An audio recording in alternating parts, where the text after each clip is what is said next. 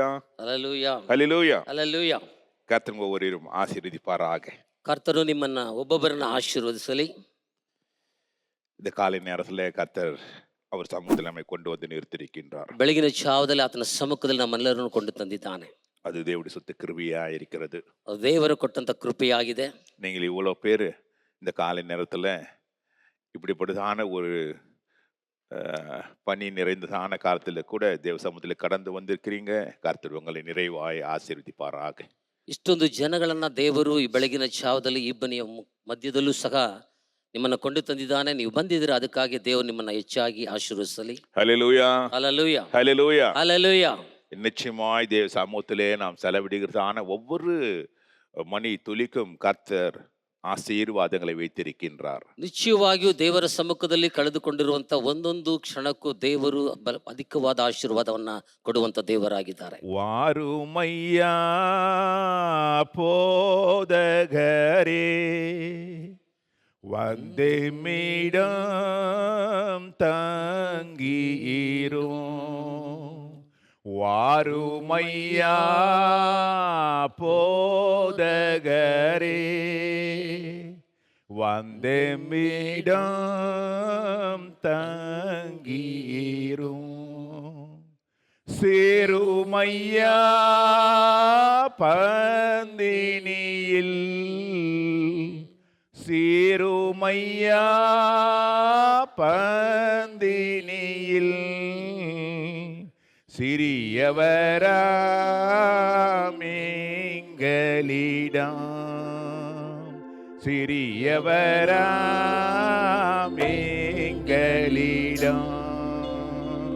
வாருமையா போதகரே வந்து மீடம் தங்கீரும்.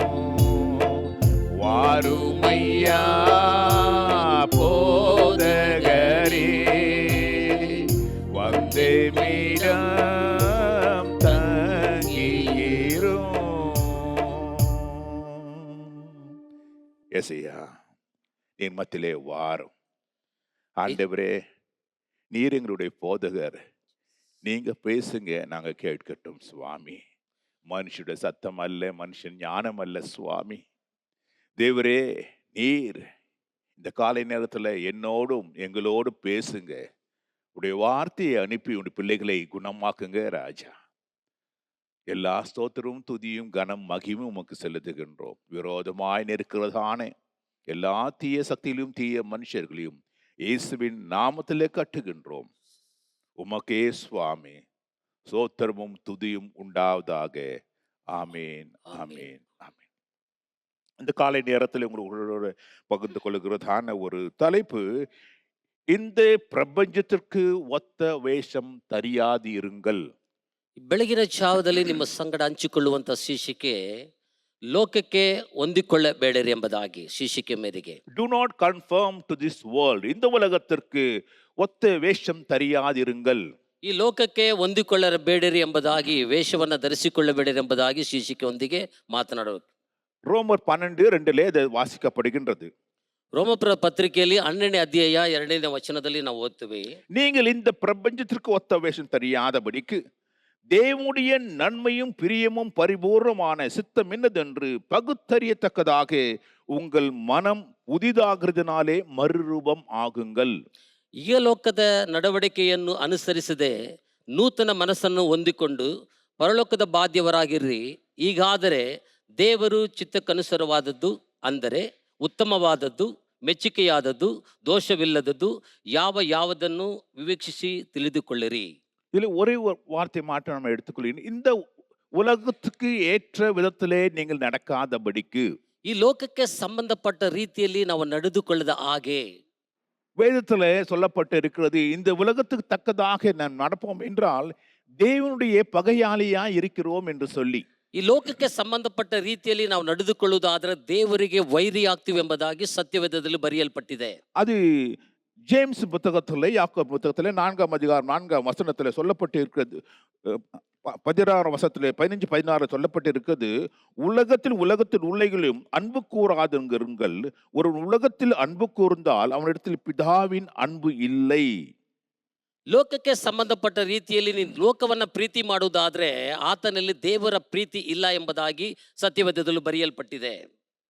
ஹல்லேலூயா. ಹಲ್ಲೆಲೂಯಾ. இந்த உலகத்தின் மேலே நமக்கு இச்சை இருக்குமே என்றால், இது உலகத்தின் மேலே ஒரு தாகம் இருக்கும் என்றால், தேவன் பேரிலே நமக்கு ஒரு அன்போ பிரியமோ இருக்காது.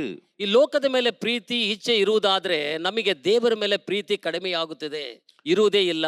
ஏன்? ಯಾಕೆಂದ್ರೆ மாம்சத்தின்படி நடக்கிறவர்கள் மாம்சத்துக்குரியவர்களையே சிந்தித்துக் கொண்டிருக்கிறார்கள். ಶರೀರ ಭಾವಕ್ಕೆ ಅನುಸಾರವಾಗಿ ನಡೆದುಕೊಳ್ಳಬೇಕೆಂಬುದಾಗಿ ಬಯಸುವಂತವರು ಅದರ ಪ್ರಕಾರವಾಗಿ ಅದರ ಯೋಚನೆ ಮಾಡುವಂತವರಾಗಿರುತ್ತಾರೆ. ஆனால் ஆவிக்கு ಆದರೆ ಆತ್ಮನ ಪರವಾಗಿ ஏற்ற பதத்திலே நடக்க வேண்டும் என்கிறவர்கள் அந்த ஆவிக்குரிய காரியங்களை சிந்திக்கின்றார்கள். ಅದರ ಪವಿತ್ರಾತ್ಮನ ಪರವಾಗಿ ನಡೆಯಬೇಕೆಂಬುದಾಗಿ ನೆನೆಸುವಂತವರು ಬಯಸುವಂತವರು ಅದಕ್ಕೆ ತಕ್ಕ ಅನುಕೂಲತೆಯನ್ನ ಬಯಸುವಂತವರಾಗಿರುತ್ತಾರೆ. அது ரோமர் 8ஆம் அதிகாரத்திலே 5-8 சொல்லப்பட்டிருக்கிறது. ರೋಮಾಪುರ ಪತ್ರಿಕೆಯಲ್ಲಿ 8ನೇ ಅಧ್ಯಾಯದಲ್ಲಿ 5ನೇ ವಚನದಲ್ಲಿ ಬರೆಯಲ್ಪಟ್ಟಿದೆ. ஆகவே மாம்சத்துக்கு உட்பட்டவர்கள் தேவனுக்கு பிரியமா இருக்க முடியாது. ಆದರೆ ಶರೀರ ಭಾವಗಳನ್ನ ಇಚ್ಛಿಸುವಂತವರು ದೇವರಿಗೆ ಮೆಚ್ಚುಗೆಯಾಗಿ ಇರುವುದು ಇಲ್ಲ.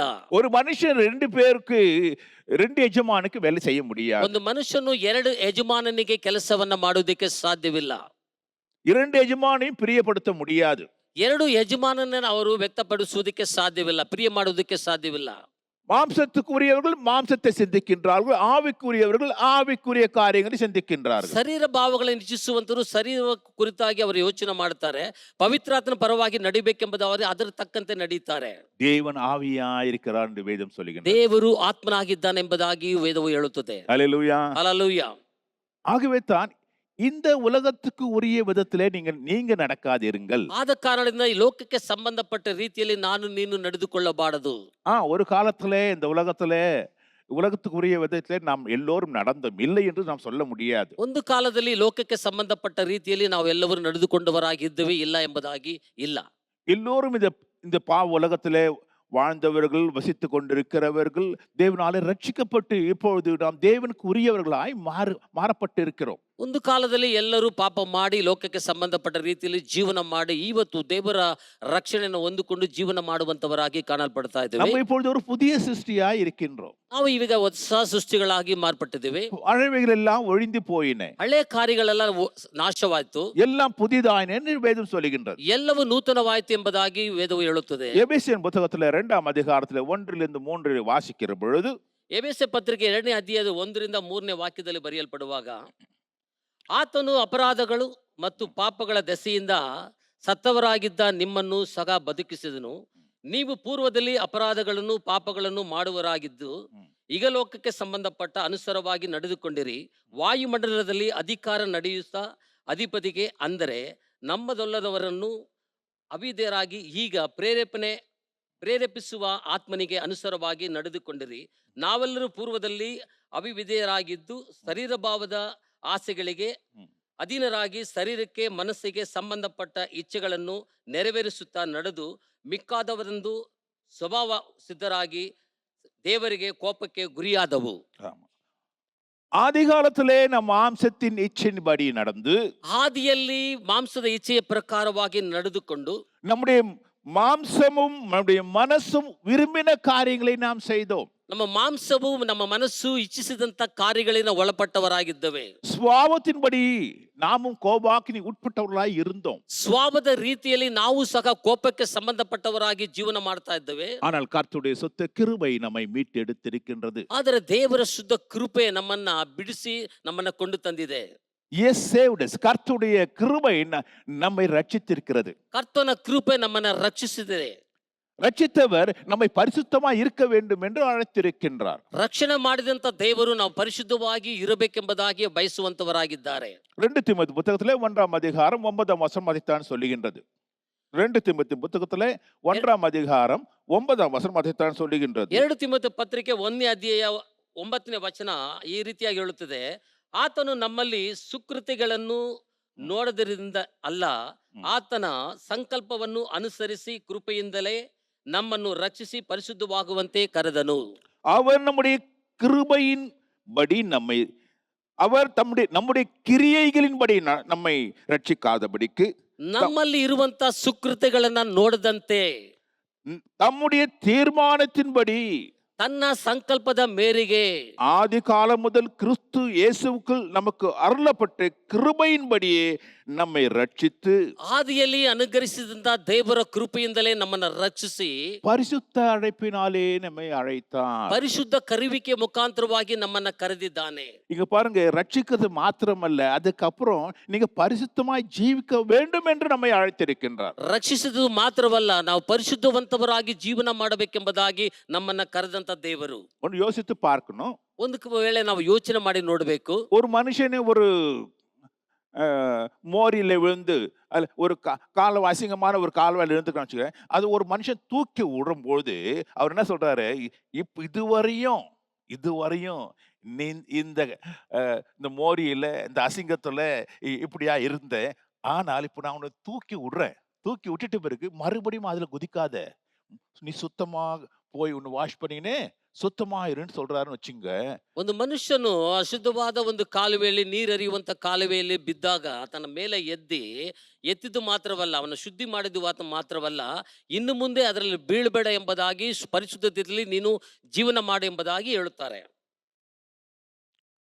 அவன் தூக்கிவிடப்பட்டவன் ಅಲ್ಲಿ ಎತ್ತು ಇಡಲ್ಪಟ್ಟವನು மறுபடியும் அதிலேயே போய் விழுந்தா எப்படி இருக்கும்? ಮತ್ತೆ ಅದರಲ್ಲಿ ಹೋಗಿ ಧುಮುಕಿದ್ರೆ ಬಿದ್ರೆ ಹೇಗಿರುತ್ತದೆ? ஆண்டவர் அதுக்காக நம்ம அழைக்கவில்லை. ದೇವರು ಆ ಕಾರ್ಯಕ್ಕಾಗಿ ನಮ್ಮನ್ನ ಕರೆದಿಲ್ಲ. ஒரு மனுஷனை அந்த அசுத்தத்திலிருந்து தூக்குவது மறுபடியும் அவன் அசுத்தத்தில் இருக்க வேண்டும் என்பதற்காக தூக்கப்படுவதில்லை. ಒಂದು ಮನುಷ್ಯನನ್ನ ಅಶುದ್ಧವಾದ ಕ್ರಿಯೆಗಳಿಂದ ಮೇಲಕ್ಕೆ ಎತ್ತುವಂತದ್ದು ಮತ್ತೆ ಅದರಲ್ಲೇ ಜೀವನ ಮಾಡಬೇಕೆಂಬುದಾಗಿ ಎತ್ತುವುದಕ್ಕಾಗಿ ಅಲ್ಲ. கர்த்தர் தம்முடைய ஜனங்களை வேர்பிரிக்கின்றார். ಕರ್ತನು ತಮ್ಮ ಜನಗಳನ್ನ ಬೇರ್ಪಡಿಸುವಂತ ದೇವರಾಗಿದ್ದಾನೆ. He separates the sinners from the holy people. அவர் பாவ மக்களையும் பரிசுத்தவான்களையும் இரண்டாய் பிரிக்கின்றார் என்று வேதம் சொல்லுகின்றது. ದೇವರು ಪರಿಶುದ್ಧವಂತರನ್ನ ಪಾಪಿಗಳನ್ನ ಬೇರ್ಪಡಿಸುವಂತ ದೇವರು. ஹல்லேலூயா, ஹல்லேலூயா. நம்முடைய தேவன் ரெண்டையும் ஒன்னா சேர்த்து பார்க்கிறது இல்ல, தனித்தனியா பிரிக்கிறாரு. ನಮ್ಮ ದೇವರು ಇಬ್ಬರನ್ನು ಒಂದಾಗಿ ನೋಡುವಂತ ದೇವರಲ್ಲ, ಇಬ್ಬರನ್ನು ಅವರು ವಿಭಾಗ ಮಾಡುವಂತ ನೋಡುವಂತ ದೇವರು. ஹல்லேலூயா, ஹல்லேலூயா, ஹல்லேலூயா, ஹல்லேலூயா. நோவாவின் காலத்திலே கர்த்தர் வேர்பிடித்தார் ஜனங்களை. ನೋಹನ ಕಾಲದಲ್ಲಿ ದೇವರು ಜನಗಳನ್ನ ಬೇರ್ಪಡಿಸಿದರು. ஜனங்கள் அக்கிரமம் செய்து அநியாயம் செய்து அது தேவனுடைய சந்நிதியில் எட்டின பொழுது கர்த்தர் நோவாவை கொண்டு அங்கே தன்னுடைய ஜனத்தையும் பாவத்தின் ஜனத்தையும் ரெண்டா பிரிச்சுட்டாரு. ನೋಗನ ಕಾಲದಲ್ಲಿ ಜನಗಳು ಅಕ್ರಮಗಳನ್ನು ಮಾಡುವಂತ ಸಮಯದಲ್ಲಿ ದೇವರು ನೋಡಿ ನೋಗನನ್ನು ಮತ್ತು ಅಕ್ರಮಗಳನ್ನು ಮಾಡಿದಂತ ಜನಗಳನ್ನ ವಿಭಾಗ ಮಾಡಿದ್ರೆಂಬುದಾಗಿ ನೋಡ್ತೇವೆ. வேதத்திலே வாசிக்கிற பொழுது, ಸತ್ಯವೇದದಲ್ಲಿ ನೋಡುವಂತ ಸಮಯದಲ್ಲಿ லூக்காதின சுவிசேஷத்திலே 17ஆம் அதிகாரத்திலே 28 வாசிக்கும் பொழுது, ಲೂಕನ ಬರೆದ ಸುವಾರ್ತೆ 17ನೇ ಅಧ್ಯಾಯ 27, 28 ವಚನಗಳಲ್ಲಿ ನೋಡುವಾಗ வேதம் அருமையாய் சொல்லுகிறது. ಸತ್ಯವೇದದಲ್ಲಿ ಬಹಳ ಸುಂದರವಾಗಿ ಬರೆಯಲ್ಪಟ್ಟಿದೆ. நோவா பேழைக்குள் பிரவேசித்த நாள் வரைக்கும் ஜனங்கள் புசித்து குடித்தார்கள். ನೋಹನು ನಾವಿಯಲ್ಲಿ ಸೇರಿದ ದಿನದಿಂದ ಜನರು ಊಟ ಮಾಡುತ್ತಿದ್ದರು, ಕುಡಿಯುತ್ತಿದ್ದರು, ಮದುವೆ ಮಾಡಿಕೊಳ್ಳುತ್ತಿದ್ದರು, ಮದುವೆ ಮಾಡಿಕೊಡುತ್ತಿದ್ದರು. ಆಗ ಜಲಪ್ರಾಯವು ಬಂದು ಎಲ್ಲರನ್ನೂ ನಾಶ ಮಾಡಿಬಿಡಿತು. ஹல்லேலூயா, ஹல்லேலூயா. நோவா ನೋಹನು ஒரு பேழையை செய்து ஜனங்களுக்கு ஒரு போதிக்கிறான். ಒಂದು ನಾವಿಯನ್ನ ಕಟ್ಟಿದ್ದು ಮಾತ್ರವಲ್ಲ, ಜನಗಳಿಗೆ ಸತ್ಯವನ್ನ ஐயோ, ಬೋಧಿಸುವಂತವನಾಗಿರುತ್ತಾನೆ. நீங்க அக்கிரமத்தை செய்யாதீங்க, ನೀವು ಅಕ್ರಮಗಳನ್ನ ಮಾಡಬೇಡ್ರಿ ಎಂಬುದಾಗಿ ಎಚ್ಚರಿಕೆ ಕೊಡುತ್ತಾನೆ. இந்த அநியாயத்தில் இருக்க வேண்டாம், ಈ ಅನ್ಯಾಯದಲ್ಲಿ ನೀವು ಜೀವಿಸಬೇಡ್ರಿ ಎಂಬುದಾಗಿ கர்த்தர் உங்களுக்காக ஒரு பேழையை உண்டு பண்ண சொல்லியிருக்கின்றார். ಕರ್ತನು ನಿಮಗಾಗಿ ಒಂದು ನಾವಿಯನ್ನ ತಯಾರಿ ಮಾಡಬೇಕೆಂಬುದಾಗಿ ಹೇಳಿದ್ದಾರೆ. நீங்க அதுல எல்லாம் வாங்க, ನೀವೆಲ್ಲರೂ ಬನ್ನಿರಿ என்று ஒரு பெரிய பேழையை செய்தான். ಅದು ಆ ರೀತಿಯಾಗಿ ಹೇಳಿ ದೊಡ್ಡ ಒಂದು ನಾವಿಯನ್ನ ಕಟ್ಟುವುದಕ್ಕೆ ಪ್ರಾರಂಭ ಮಾಡ್ತಾನೆ. ஆனால் ஜனங்க இவன் பேச்சை ஒரு கேலி கூத்தா தான் பார்த்தாங்க. ಆದರೆ ಜನಗಳು ಅದನ್ನ ಗೇಲಿ ಪರಿಹಾಸ ಮಾಡುವಂತವರಾಗಿ ಆತನನ್ನು ನೋಡಿದರು. They do not want to be separated from their sinful activities. அவங்களுடைய பாவ வாழ்க்கையில இருந்து அவர் வேறுபடுவதற்கு அவருக்கு விருப்பம் இல்லை. ಜನಗಳು ತಮ್ಮ ಪಾಪದ ಜೀವಿತದಿಂದ ಬೇರ್ಪಡಿಸಿಕೊಳ್ಳುವುದಕ್ಕೆ ಅವರು ಇಷ್ಟಪಡಲಿಲ್ಲ. கர்த்தர் இரக்கம் உள்ளவர் தான், இல்லை என்று சொல்லவில்லை. ಕರ್ತನು ಕನಿಕರ ಉಳ್ಳ ದೇವರೇ ಇಲ್ಲ ಎಂಬುದಾಗಿ ಅಲ್ಲ. அதனால தான் வார்னிங் மேல வார்னிங் கொடுக்கிறாரு. ಆದ ಕಾರಣಕ್ಕೆ ಎಚ್ಚರಿಕೆ ಮೇಲೆ ಅವರು ಎಚ್ಚರಿಕೆ ಕೊಡುತ್ತಲೇ ಇರುತ್ತಾರೆ. ஐயா, ஆபத்து வந்து கொண்டு இருக்குது, இந்த உலகம் அழிய போகுது, நீங்க சீக்கிரமா இந்த பிழைக்குள்ளே வாங்க அப்படின்னு ஒரு எச்சரிக்கை கொடுக்கப்படுகின்றது. ಜನಗಳೇ, ಆಪತ್ತು ಬರ್ತಾ ಇದೆ, ನಾಶ ಬರ್ತಾ ಇದೆ, ಶೀಘ್ರದಲ್ಲಿ ನೀವೆಲ್ಲರೂ ನಾವೇ ಒಳಗೆ ಬಂದು ಸೇರಿಕೊಳ್ಳಿರಿ ಎಂಬುದಾಗಿ ಎಚ್ಚರಿಕೆ ಕೊಡುತ್ತಲೇ ಇರುತ್ತಾನೆ. அந்த அவன் சொல்லுது, அவன் நோவாவும் அவன் குடும்பமும் அந்த பிழைக்குள் போகிற நாள் வரைக்கும் ஜனங்கள் புசித்தும் குடித்தும் வெறித்தும் இருந்தார்கள். ನೋಹನು ಮತ್ತು ಆತನ ಕುಟುಂಬದವರು ನಾವೇ ಒಳಗೆ ಹೋಗುವ ತನಕ ಜನಗಳು ಕುಡಿಯುತ್ತಾ ಅಲ್ಲಿ ಪಾಪ ಮಾಡುತ್ತಲೇ ಇದ್ದರು ಎಂಬುದಾಗಿ ನಾವು ನೋಡ್ತೇವೆ. ஹல்லேலூயா, ಹಲ್ಲೆಲೂಯಾ, ஹல்லேலூயா. ಹಲ್ಲೆಲೂಯಾ. ஆனால் நோவாவோ அவனுடைய குடும்பமோ இந்த ஜனத்தை போல அந்த பிரபஞ்சத்துக்கு ஒத்த வேஷம் தெரியாமல் இருந்தார்கள். ಆದರೂ ನೋಹನು ಆತನ ಕುಟುಂಬವರು ಪಾಪ ಮಾಡುವಂತವರ ರೀತಿಯಲ್ಲಿ, ಲೋಕಕ್ಕೆ ಸಂಬಂಧಪಟ್ಟ ರೀತಿಯಲ್ಲಿ ವೇಷವನ್ನ ಧರಿಸಿದ ಹಾಗೆ ಅವರು ಪರಿಶುದ್ಧರಾಗಿ ಇದ್ದರು. There's a difference. இந்த குடும்பத்துக்கும் மற்ற ஜனங்களுக்கும் ஒரு வித்தியாசம் அங்க இருந்தது. ನೋಹನ ಕುಟುಂಬಕ್ಕೂ ಮತ್ತೆ ಜನಗಳಿಗೂ, ಬೇರೆ ಜನಗಳಿಗೂ ಬಹಳ ವ್ಯತ್ಯಾಸವಿತ್ತು. அவங்க அங்கதான் இருந்தாங்க, எல்லாம் ஒரே இடத்துல தான் இருந்தாங்க. ಎಲ್ಲರೂ ಒಂದೇ ಸ್ಥಳದಲ್ಲಿ ಜೀವನ ಮಾಡ್ತಾ ಇದ್ದರು. ஆனால் இவங்களுடைய ஜீவியத்திலே ஒரு மாற்றம், அவருடைய ஜீவியத்திலே ஒரு பெரிய மாற்றம் இருந்தது. ನೋಹನ ಜೀವಿತದಲ್ಲಿ ಒಂದು ಪರಿಶುದ್ಧತೆ, ಮತ್ತವರ ಜೀವಿತದಲ್ಲಿ ಒಂದು ಅಶುದ್ಧವಾದ ಕಾರ್ಯಗಳು ಇತ್ತು. There's a difference. அவங்களுக்கு பாருங்க, வித்தியாசம் அங்கே காணப்பட்டது. ಅಲ್ಲಿ ಒಂದು ದೊಡ್ಡ ವ್ಯತ್ಯಾಸವು ಕಾಣಲ್ಪಟ್ಟಿತ್ತು. அங்க இருந்த ஜனத்தை போல நோவாவும் அவன் குடும்பமும் வாழவில்லை. ಅಲ್ಲಿದ್ದಂತ ಜನಗಳ ರೀತಿಯಲ್ಲಿ ನೋಹನ ಮತ್ತು ಅವರ ಕುಟುಂಬದವರು ಜೀವನ ಮಾಡಲಿಲ್ಲ. அங்க இருந்த ஜனங்களை போல இவಳು குடித்து வெறித்து புசித்து காணப்படவில்லை. ಅಲ್ಲಿದ್ದಂತ ಜನಗಳ ರೀತಿಯಲ್ಲಿ ಅವರು ಕುಡಿಯುತ್ತಾ, ಮದುವೆ ಮಾಡುತ್ತಾ, ಹಾಳು ಮಾಡುತ್ತಾ ಇದ್ದಿಲ್ಲ. இந்த பிரபஞ்சத்துக்கு ஒத்த வேஷம் தெரியாதபடிக்கு, ಈ ಲೋಕಕ್ಕೆ ಸಂಬಂಧಪಟ್ಟ ರೀತಿಯಲ್ಲಿ ವೇಷವನ್ನ ಧರಿಸಿಕೊಳ್ಳದೆ ನಡೆಯದ ಹಾಗೆ, சகோதரன் நீ எங்க இருந்தாலும் இந்த உலகத்துக்கு ஒத்த விதத்திலே அவங்களை போல அவர்கள் எப்படி இருக்கிறார்களோ, மற்றவர்கள் எப்படி இருக்கிறார்களோ அதை போல நாம் இருக்க வேண்டும் என்று நீ பிரயாசப்படாதே. ಪ್ರೀತಿ ಉಳ್ಳ ದೇವಜನರೇ, ಲೋಕದಲ್ಲಿ ನಾವು ಜೀವನ ಮಾಡುವುದಾದ್ರೂ ಸಹ ಮತ್ತವರ ರೀತಿಯಲ್ಲಿ, ಅವರ ರೀತಿಯಲ್ಲಿ ನಾವು ಜೀವನ ಮಾಡಬೇಕೆಂಬುದಾಗಿ, ಅದಕ್ಕೆ ವೇಷವನ್ನ ಧರಿಸಿಕೊಳ್ಳಬೇಕೆಂಬುದಾಗಿ ಪ್ರಯಾಸವನ್ನ ಮಾಡಬೇಡಿರಿ. God separated his people. கர்த்தர் தன் ஜனத்தை வேர்பிரிக்கிறார். ಕರ್ತನು ತನ್ನ ಜನಗಳನ್ನ ಬೇರ್ಪಡಿಸಿದನು. அந்த வேர்பிரித்தல ஒரு வித்தியாசம் இருக்கிறது. ಅಲ್ಲಿ ಬೇರ್ಪಡಿಸುವಂತ ಕಾರ್ಯದಲ್ಲಿ ಒಂದು ವ್ಯತ್ಯಾಸವು ಕಾಣಲ್ಪಡುತ್ತಿದೆ. அங்கே அங்க இந்த நோவா குடித்து வெறித்து இருந்தானங்க போடவே இல்லை. ಅಲ್ಲಿ ನೋಹನು ಮತ್ತವರ ರೀತಿಯಲ್ಲಿ ಕುಡಿಯುತ್ತಾ ಬೇರೆ ಕಾರ್ಯಗಳನ್ನ ಮಾಡುತ್ತಾ ಇರಲಿಲ್ಲ.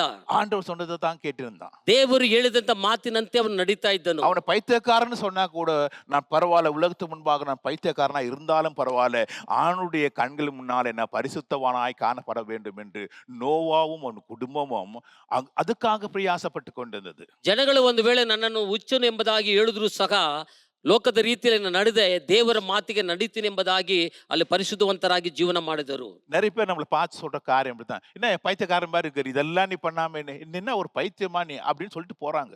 ನಮ್ಮನ್ನು ಅನೇಕರು ನಾವು ನೋಡಿ ಹೇಳ್ತಾರೆ, ಏನಿದು ಹುಚ್ಚಿನ ತರ ನೀನ್ ಮಾಡ್ತಾ ಇದೀಯ ಎಂಬುದಾಗಿ ಅನೇಕರು ನಮ್ಮನ್ನ ನೋಡಿ ಹೇಳ್ತಾರೆ. மத்த கண்களுக்கு நம்ம பைத்தியமா தெரியலாம், ಬೇರೆಯವರ ಕಣ್ಣುಗಳಿಗೆ ನಾವು ಒಂದು ವೇಳೆ ಹುಚ್ಚರಾಗಿ ಕಾಣಲ್ಪಡಬಹುದು. ஆனா ஆண்டவருக்கு முன்பாக நம்ம ஒரு பரிசுத்தவானாய் காணப்பட வேண்டும் என்பது தான் நம்முடைய நோக்கமாய் இருக்க வேண்டும். ಆದರೆ ದೇವರ ಕಣ್ಣು ಮುಂದೆ ನಾವು ಪರಿಶುದ್ಧವಂತರಾಗಿ ಜೀವಿಸಬೇಕೆಂಬುದೇ ನಮ್ಮ ಚಿತ್ತವಾಗಿ ಕಾಣಲ್ಪಡಬೇಕು. லோத்துவின் காலத்திலும் கர்த்தர் வேர்பிரித்தார். ಲೋಟನ ಕಾಲದಲ್ಲೂ ಸಹ ಕರ್ತನು ತನ್ನ ಜನಗಳನ್ನ ಬೇರ್ಪಡಿಸಿದರು. லோத்தை குறித்து நமக்கு எல்லாருக்கும் தெரியும். ಲೋಟನ ಕುರಿತು ನಮಗೆ ಎಲ್ಲರಿಗೂ ಗೊತ್ತು. லோத்தின் நாட்களில் நடந்தது போல நடக்கும் என்று பாருங்க. லோத்தின் நாட்களிலும் ஜனங்கள் புசித்தார்கள், குடித்தார்கள், பெண் கொண்டார்கள், விட்டார்கள், நட்டார்கள், கட்டினார்கள் என்று வேதம் சொல்லுகின்றது. ಮತ್ತೆ ಲೋಟನ ಜೀವ ಕಾಲದಲ್ಲೂ ಸಹ ನಡೆದ ಪ್ರಕಾರ ನಡೆಯಿತು. ಅವರು ಊಟ ಮಾಡುತ್ತಿದ್ದರು, ಕುಡಿಯುತ್ತಿದ್ದರು, ಕೊಳ್ಳುತ್ತಿದ್ದರು, ಮಾರುತ್ತಿದ್ದರು, ನಡುತ್ತಿದ್ದರು, ಕಟ್ಟುತ್ತಿದ್ದರು ಎಂಬುದಾಗಿ ಬರೆಯಲ್ಪಟ್ಟಿದೆ. ஹல்லேலூயா, ಹಲ್ಲೆಲೂಯಾ. லோத்தின் காலத்திலும் எப்படி நோவாவின் காலத்தில் நடந்தது, அதே போல இங்கு லோத்தின் காலத்திலையும் அங்கு நடந்து கொண்டிருந்தது. ಹೇಗೆ ನೋಹನ ಕಾಲದಲ್ಲಿ ಆ ರೀತಿಯಾದ ಅಕ್ರಮಗಳು ನಡೀತಾ ಇತ್ತು, ಅದೇ ರೀತಿಯಲ್ಲಿ ಲೋಟನ ಕಾಲದಲ್ಲೂ ಜನಗಳು ಆ ರೀತಿಯಾಗಿ ನಡೀತಾ ಇದ್ದರು. வேதம் சொல்லுறது, லோத்தின் நாட்கள்ல அவனுடைய பாவம் வானத்தை போய் எட்டிச்சான். ಲೋಟನ ಕಾಲದಲ್ಲಿ ಜನಗಳು ಮಾಡಿದಂತ ಪಾಪವು ಅದು ದೇವರಲ್ಲಿ ಮುಟ್ಟಿತ್ತು ಎಂಬುದಾಗಿ ನಾವು ನೋಡ್ತೇವೆ. அவ்வளவு மோசமான ஒரு வாழ்க்கை, வாழ்ந்து கொண்டிருந்தாங்க. ಅಷ್ಟು ಒಂದು ಮೋಸಕರವಾದ ಒಂದು ಜೀವನವನ್ನ ಜನಗಳು ಜೀವನ ಮಾಡ್ತಾ ಇದ್ದರು. அன்பார்ச்சுனேட்லி என்னன்னா, அந்த இடத்துல தான் நம்ம பரிசுத்தவானாகிய லோத்து கூடாரம் போட்டுக் கொண்டிருந்தார். ಅಂತ ಒಂದು ಅಕ್ರಮಗಳು ನಡೆಯುವಂತ ಸ್ಥಳದಲ್ಲೇ ಲೋಟನಾಗಿರುವಂತವನು ಅಲ್ಲಿ ಗೂಡಾರವನ್ನು ಹಾಕಿ ಜೀವನ ಮಾಡ್ತಾ ಇದ್ದನು. லோத்து பரிசுத்தவான் என்று வேதம் இஸ் எ ரைச்சியஸ் மேன் என்று வேதம் சொல்லுகின்றது. அவன் பரிசுத்தவான் என்று வேதம் சொல்லுகின்றது. ಲೋಟನನ್ನ ನೀತಿವಂತನೆಂಬುದಾಗಿ ಸತ್ಯವೇದವು ಬರೆಯಲ್ಪಟ್ಟಿದೆ. அவன் பாவம் செய்கிறவன் அல்ல. ಅವನು ಪಾಪ ಮಾಡುವಂತವನು ಅಲ್ಲ. அவன் இவர்களை மற்ற ஜனங்களைப் போல வெறித்து குடித்து புசித்து ஆடிக்கொண்டிருக்கிற மனுஷன் அல்ல. தேவனுக்கு பிரியமான ஒரு மனுஷனாய் வாழ்ந்தான் என்று வேதம் சொல்லுகின்றது. ಬೇರೆ ಜನಗಳ ರೀತಿಯಲ್ಲಿ ಅವನು ಕುಡಿಯುತ್ತಾ ಹಾಳು ಮಾಡುತ್ತಾ ಅವನು ಅಕ್ರಮಗಳನ್ನು ಮಾಡುತ್ತಾ ಇದ್ದವನು ಅಲ್ಲ ಎಂಬುದಾಗಿ, ಆತನು ನೀತಿವಂತನೆಂಬುದಾಗಿ ಸತ್ಯ ಗ್ರಂಥದಲ್ಲಿ ಬರೆಯಲ್ಪಟ್ಟಿದೆ. அது வேணா நீங்க பார்க்கலாம். 2 பேதுரு புத்தகத்துல 2ஆம் அதிகாரத்துல 7ஆம் வசனத்தை லோத்தினுடைய கேரக்டர் பத்தி அங்க சொல்லப்படுகிறது. 2 ಪೇರ್ ಪತ್ರಿಕೆಯಲ್ಲಿ 2ನೇ ಅಧ್ಯಾಯದಲ್ಲಿ 7ನೇ ವಚನದಲ್ಲಿ ಬರೆಯಲ್ಪಟ್ಟಿದೆ.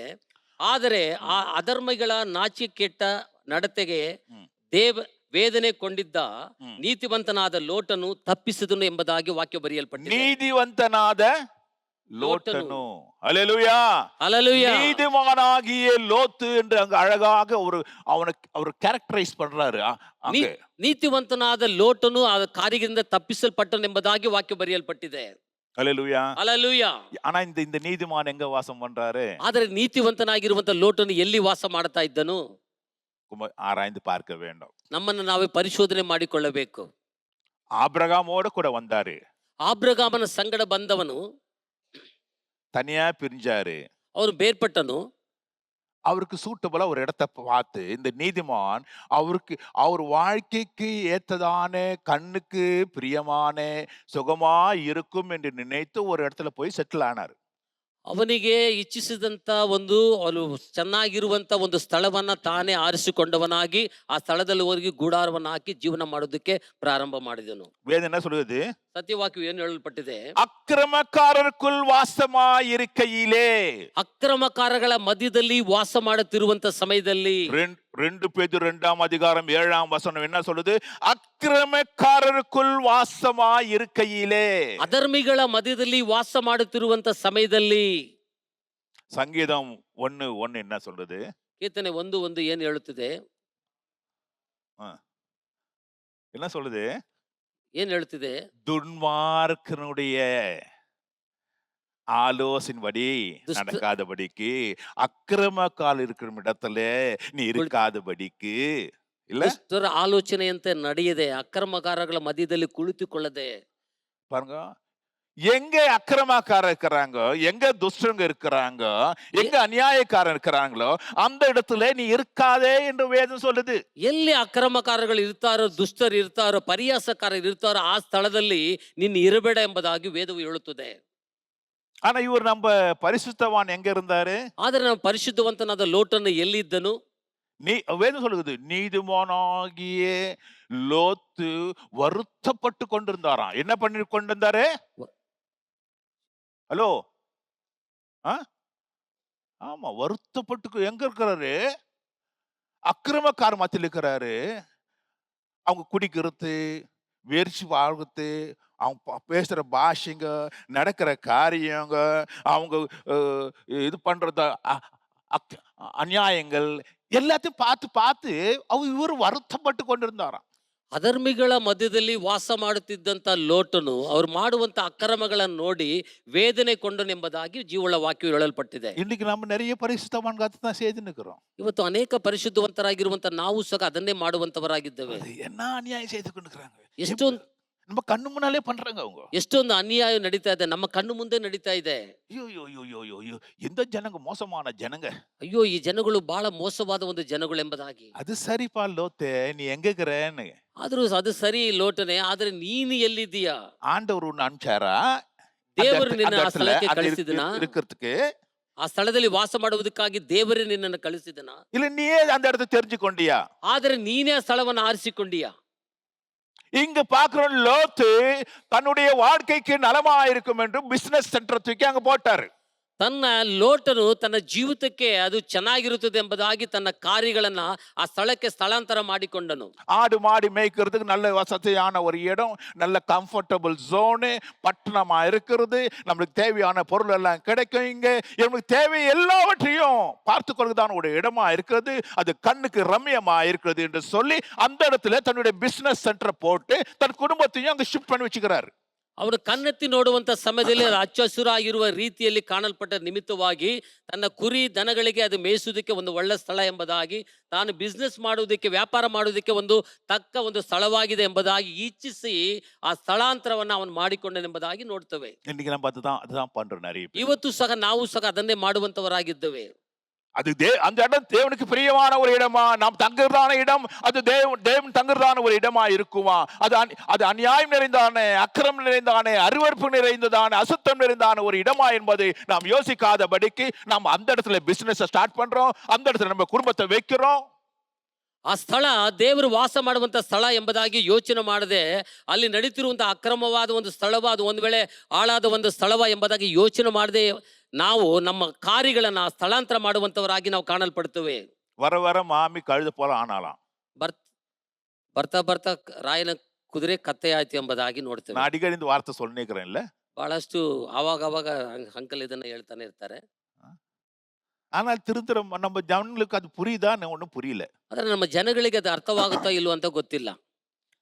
இந்த லோத்து நீதிமான் சொல்லப்பட்டது, ಇಲ್ಲಿ ಲೋಟನ ಕುರಿತು ನೀತಿವಂತನು ಎಂಬುದಾಗಿ ಬರೆಯಲ್ಪಟ್ಟಿದೆ. ஆனா அவர் குடும்பம் நீதிமானா இருந்ததாக இங்க எழுதப்படவில்லை. ಆದ್ರೆ ಆತನ ಕುಟುಂಬವು ನೀತಿವಂತರ ಕುಟುಂಬವಾಗಿತ್ತ ಎಂಬುದಾಗಿ ವಾಕ್ಯದಲ್ಲಿ ಬರೆಯಲ್ಪಟ್ಟಿಲ್ಲ.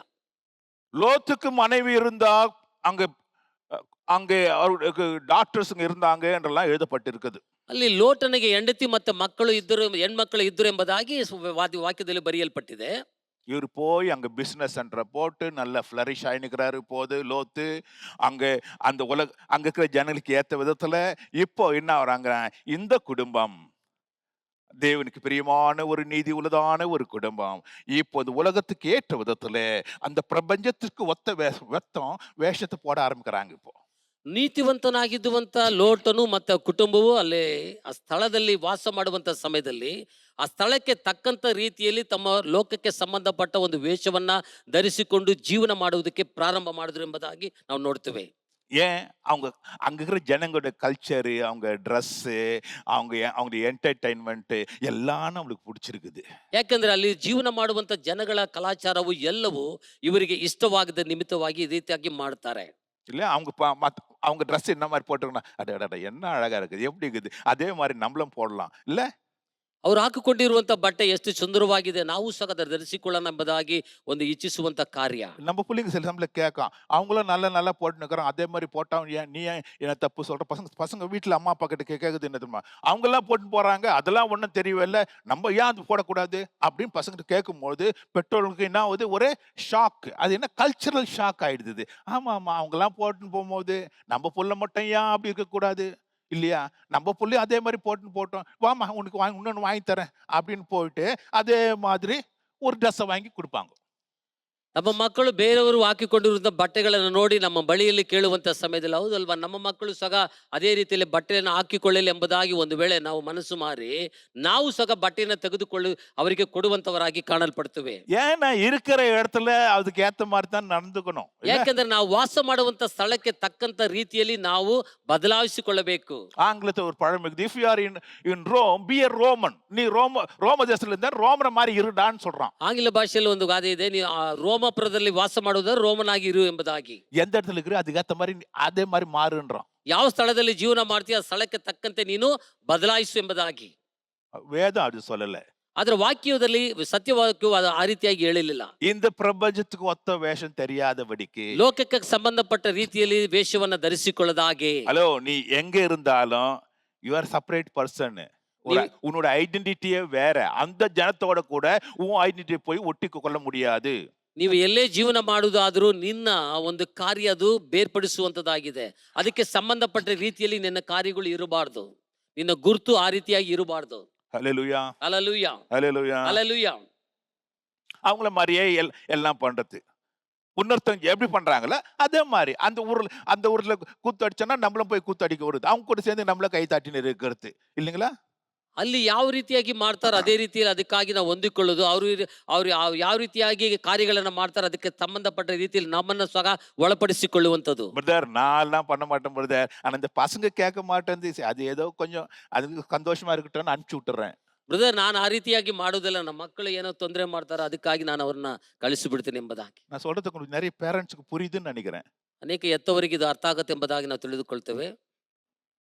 அங்க வேதம் சொல்லுகிறது தேவ தூதன் வந்து இறங்குனபோது அவர் லோத்துக்கிட்ட வந்து சொல்றாரு, ஒண்ணு பண்ணுப்பா நீ.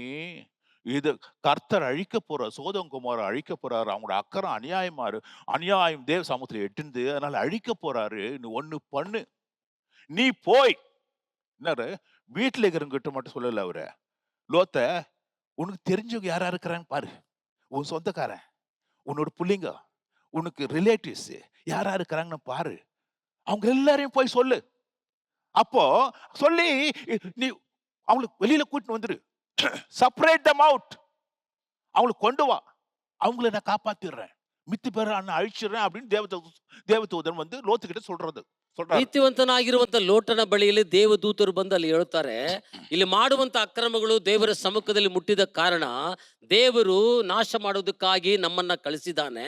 ನೀನು ಒಂದು ಕೆಲಸವನ್ನ ಮಾಡು. ನೀನು ಮತ್ತೆ ನಿಮ್ಮ ಕುಟುಂಬದವರು, ನಿನ್ನ ಹೆಣ್ಣು ಮಕ್ಕಳು ಮತ್ತೆ ಗುರುತು ಮಾಡಿರುವಂತ ನಿಮ್ಮ ಹಳೆಯಂದರನ್ನ ಬೇರೆ ನಿನಗಾಗಿ ಊರಲ್ಲಿರುವಂತ ಎಲ್ಲ ವ್ಯಕ್ತಿಗಳ ಮಧ್ಯದಲ್ಲಿ ಹೋಗಿ ಹೇಳು, ಈ ಸ್ಥಳವನ್ನ ನಾನು ನಾಶ ಮಾಡ್ತೇನೆ. ಆದ ಕಾರಣ ನಿನಗೆ ಸಂಬಂಧಪಟ್ಟ ಜನಗಳನ್ನ ಊರಿನ ಆಚೆ ಕೊಂಡು ಹೋಗು ಎಂಬುದಾಗಿ ಎಚ್ಚರಿಕೆಯನ್ನ ಕೊಡ್ತಾನೆ. ஹல்லேலூயா. ஹல்லேலூயா. சோ ஆண்டவருக்கு பாருங்க, லோத்தினுடைய எல்லார் மேலயும் அவங்க பிள்ளைங்க மேல, அவங்க ரிலேட்டிவ்ஸ் மேல எல்லாம் அக்கறை இருக்குது ஆண்டவருக்கு.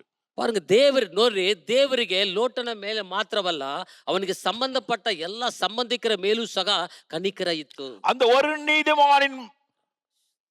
ஒரு நீதிமானுக்காக கர்த்தர் குடும்பத்தை காப்பாத்துறாரு. ಆ ಒಂದು ನೀತಿವಂತನ ಪರವಾಗಿ ಎಲ್ಲ ಕುಟುಂಬದವರನ್ನ ಆತನು ಕಾಪಾಡುತ್ತಾನೆ. போய் சொல்லுன்னு சொல்றாரு. ಹೋಗಿ ಹೇಳ್ರಿ ಅವರಿಗೆ ಎಂಬುದಾಗಿ ಹೇಳುತ್ತಾನೆ. வேதம் சொல்லுகிறது, ಸತ್ಯವಾಕ್ಯ ಹೇಳಲ್ಪಟ್ಟಿದೆ. லோத் என்ன பண்ணாராம்? ಲೋಟನು ಏನ್ ಮಾಡಿದನು ಎಂಬುದಾಗಿ வீட்டுல ನೋಡಿದ್ರೆ, இருக்கவங்க கிட்ட சொல்லிட்டாரு. ಮನೆಯವರ ಬಳಿಯಲ್ಲಿ ಹೇಳಿಬಿಟ್ಟನು. வெளியில போறாரு. ಹೊರಗಡೆ ಅಂತ ಹೋಗ್ತಾನೆ. அவங்க ரிலேட்டிவ்ஸ் அங்க இருக்கிறாங்க. ಅವ್ರ ಸಂಬಂಧಿಕರು ಸಹ ಅನೇಕರು ಇದ್ದಾರೆ. இங்க ஜெனிசிஸ் புத்தகத்துல 19ஆம் அதிகாரம் ஆதியாகமம் புத்தகத்துல 19, 12 சொல்லப்பட்டிருக்கிறது. ஆங்கிலத்துல நான் உங்களுக்கு படிக்கிறேன். அது சொல்றது, for we will destroy this place because cry of them is waxen great before the face of the Lord. So Lot went out and spoke unto his sons-in-law which married his daughters. அங்கே இங்கு ஆங்கிலத்தை சொல்றது அப்படி நான் சொல்றேன் உங்களுக்கு. அங்கே தன்னுடைய பெண்களை மனம் கொண்டதானே அவருடைய மருமகன்களிடத்திலே போய் பேசினார் என்று வேதம் சொல்லுகின்றது.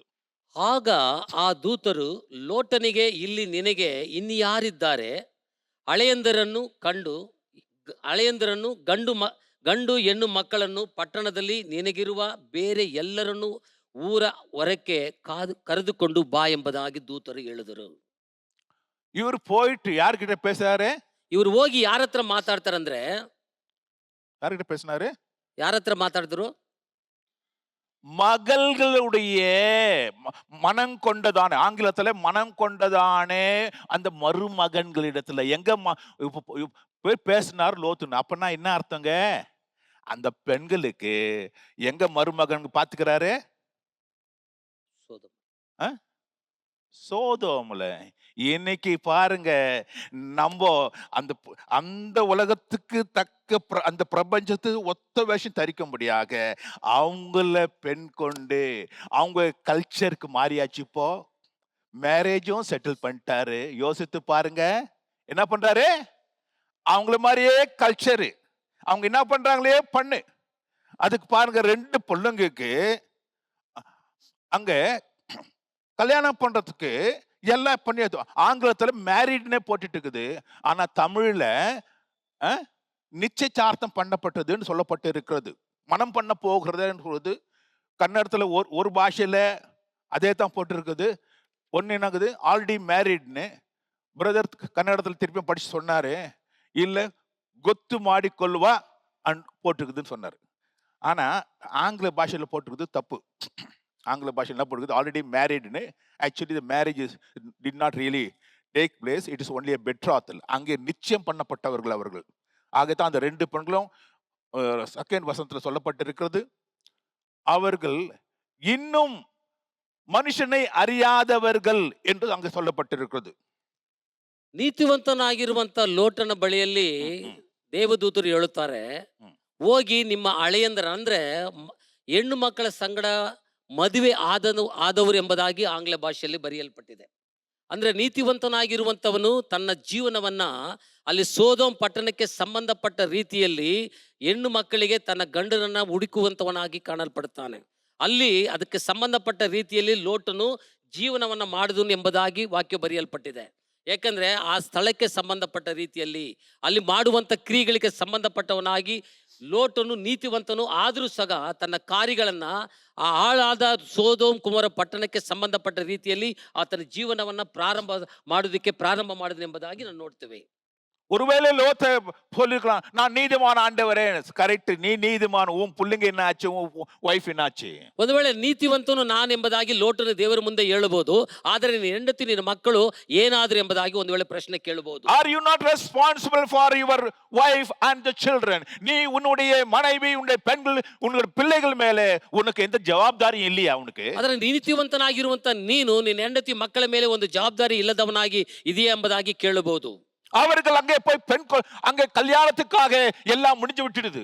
ಅಲ್ಲಿ ಹೆಣ್ಮಕ್ಕಳ ನಿಮಿತ್ತವಾಗಿ ಅಲ್ಲಿ ಎಲ್ಲ ಮದುವೆ ಕಾರ್ಯಗಳು ಮುಗಿದೋಗಿದೆ ಎಂಬುದಾಗಿ ನಾವು அங்க ನೋಡ್ತೇವೆ. மருமகளிடத்திலே போய் பேசு என்று வேதத்தில் சொல்லப்பட்டிருக்கிறது. ನಿನ್ನ ಅಳೆಯಂದರ ಬಳಿಯಲ್ಲಿ ಹೋಗಿ ನೀನು ಮಾತನಾಡು ಎಂಬುದಾಗಿ ದೂತರು ಹೇಳುತ್ತಾರೆ. உனக்கு உனக்கு உனக்கு உனக்கு இஷ்டமில்ல, உனக்கு ஒத்து போவாத ஒரு இடத்துல உன்னுடைய கல்ச்சருக்கும் அவங்க கல்ச்சர் வித்தியாசம், உன்னுடைய பாஷைக்கும் அவருடைய பாஷைக்கும் வித்தியாசம், உன்னுடைய ட்ரெஸ்ஸுக்கும் அவருடைய ட்ரெஸ்ஸுக்கும் வித்தியாசம், உன்னுடைய நடக்கைக்கும் அவருடைய நடக்கை வித்தியாசம். ஆனாலும் கூட நீயோ அவர்களை போல மாறினாயே. ಆದರೂ ನೀನು ಜೀವನ ಮಾಡುವಂತ ಜನಗಳಿಗೂ ನಿನಗೆ ಬಹಳ ಒಂದು ವ್ಯತ್ಯಾಸ ಉಂಟು. ಅವ್ರು ಮಾಡುವಂತ ಕೃತಿಗಳು ನಿನಗೆ ಯಾವ ಸಂಬಂಧವಿಲ್ಲ, ಆದ್ರೂ ಸಹ ಅವರಂತೆ ನೀನು ಆಗಿಬಿಟ್ಟೆ ಎಂಬುದಾಗಿ ನಾವು ನೋಡ್ತೇವೆ. பாருங்க, தன்னுடைய பிள்ளைகள், பெண் பிள்ளைக எப்படி அனுப்புறாரு லோத்து, அவங்களை போல. அப்படின்னா என்ன அர்த்தம்? எல்லாமே மாறப்பட்டு இருக்கிறது. ನೋಡಿ, ತನ್ನ ಹೆಣ್ಣು ಮಕ್ಕಳ ನಿಮಿತ್ತವಾಗಿ ಅವನು ಅಲ್ಲಿ ಗಂಡನ ಹುಡುಕ್ತಾನೆ. ಅಂದ್ರೆ ನೋಡುದಾದ್ರೆ ಎಲ್ಲವೂ ಅವರಂತೆ ಮಾರ್ಪಡುತ್ತೆಂಬುದಾಗಿ ನಾವು ನೋಡ್ತೇವೆ. இந்த பிரபஞ்சத்துக்கு ஒத்த வேஷம் தரிக்கிறான் அங்கே லோத்து. ಈ ಲೋಕಕ್ಕೆ ಸಂಬಂಧಪಟ್ಟ ರೀತಿಯಲ್ಲಿ ತನ್ನ ದ್ವೇಷವನ್ನ ಧರಿಸಿಕೊಂಡನು ಲೋಟನು. அவன் குடும்பம் பாழாய் போனதுக்கு காரணம் அங்கே லோத்து தான். ಆತನ ಕುಟುಂಬವು ಹಾಳಾಗುವುದಕ್ಕೆ ಕಾರಣ ನೀತಿವಂತನಾಗಿರುವಂತ ಲೋಟನೇ.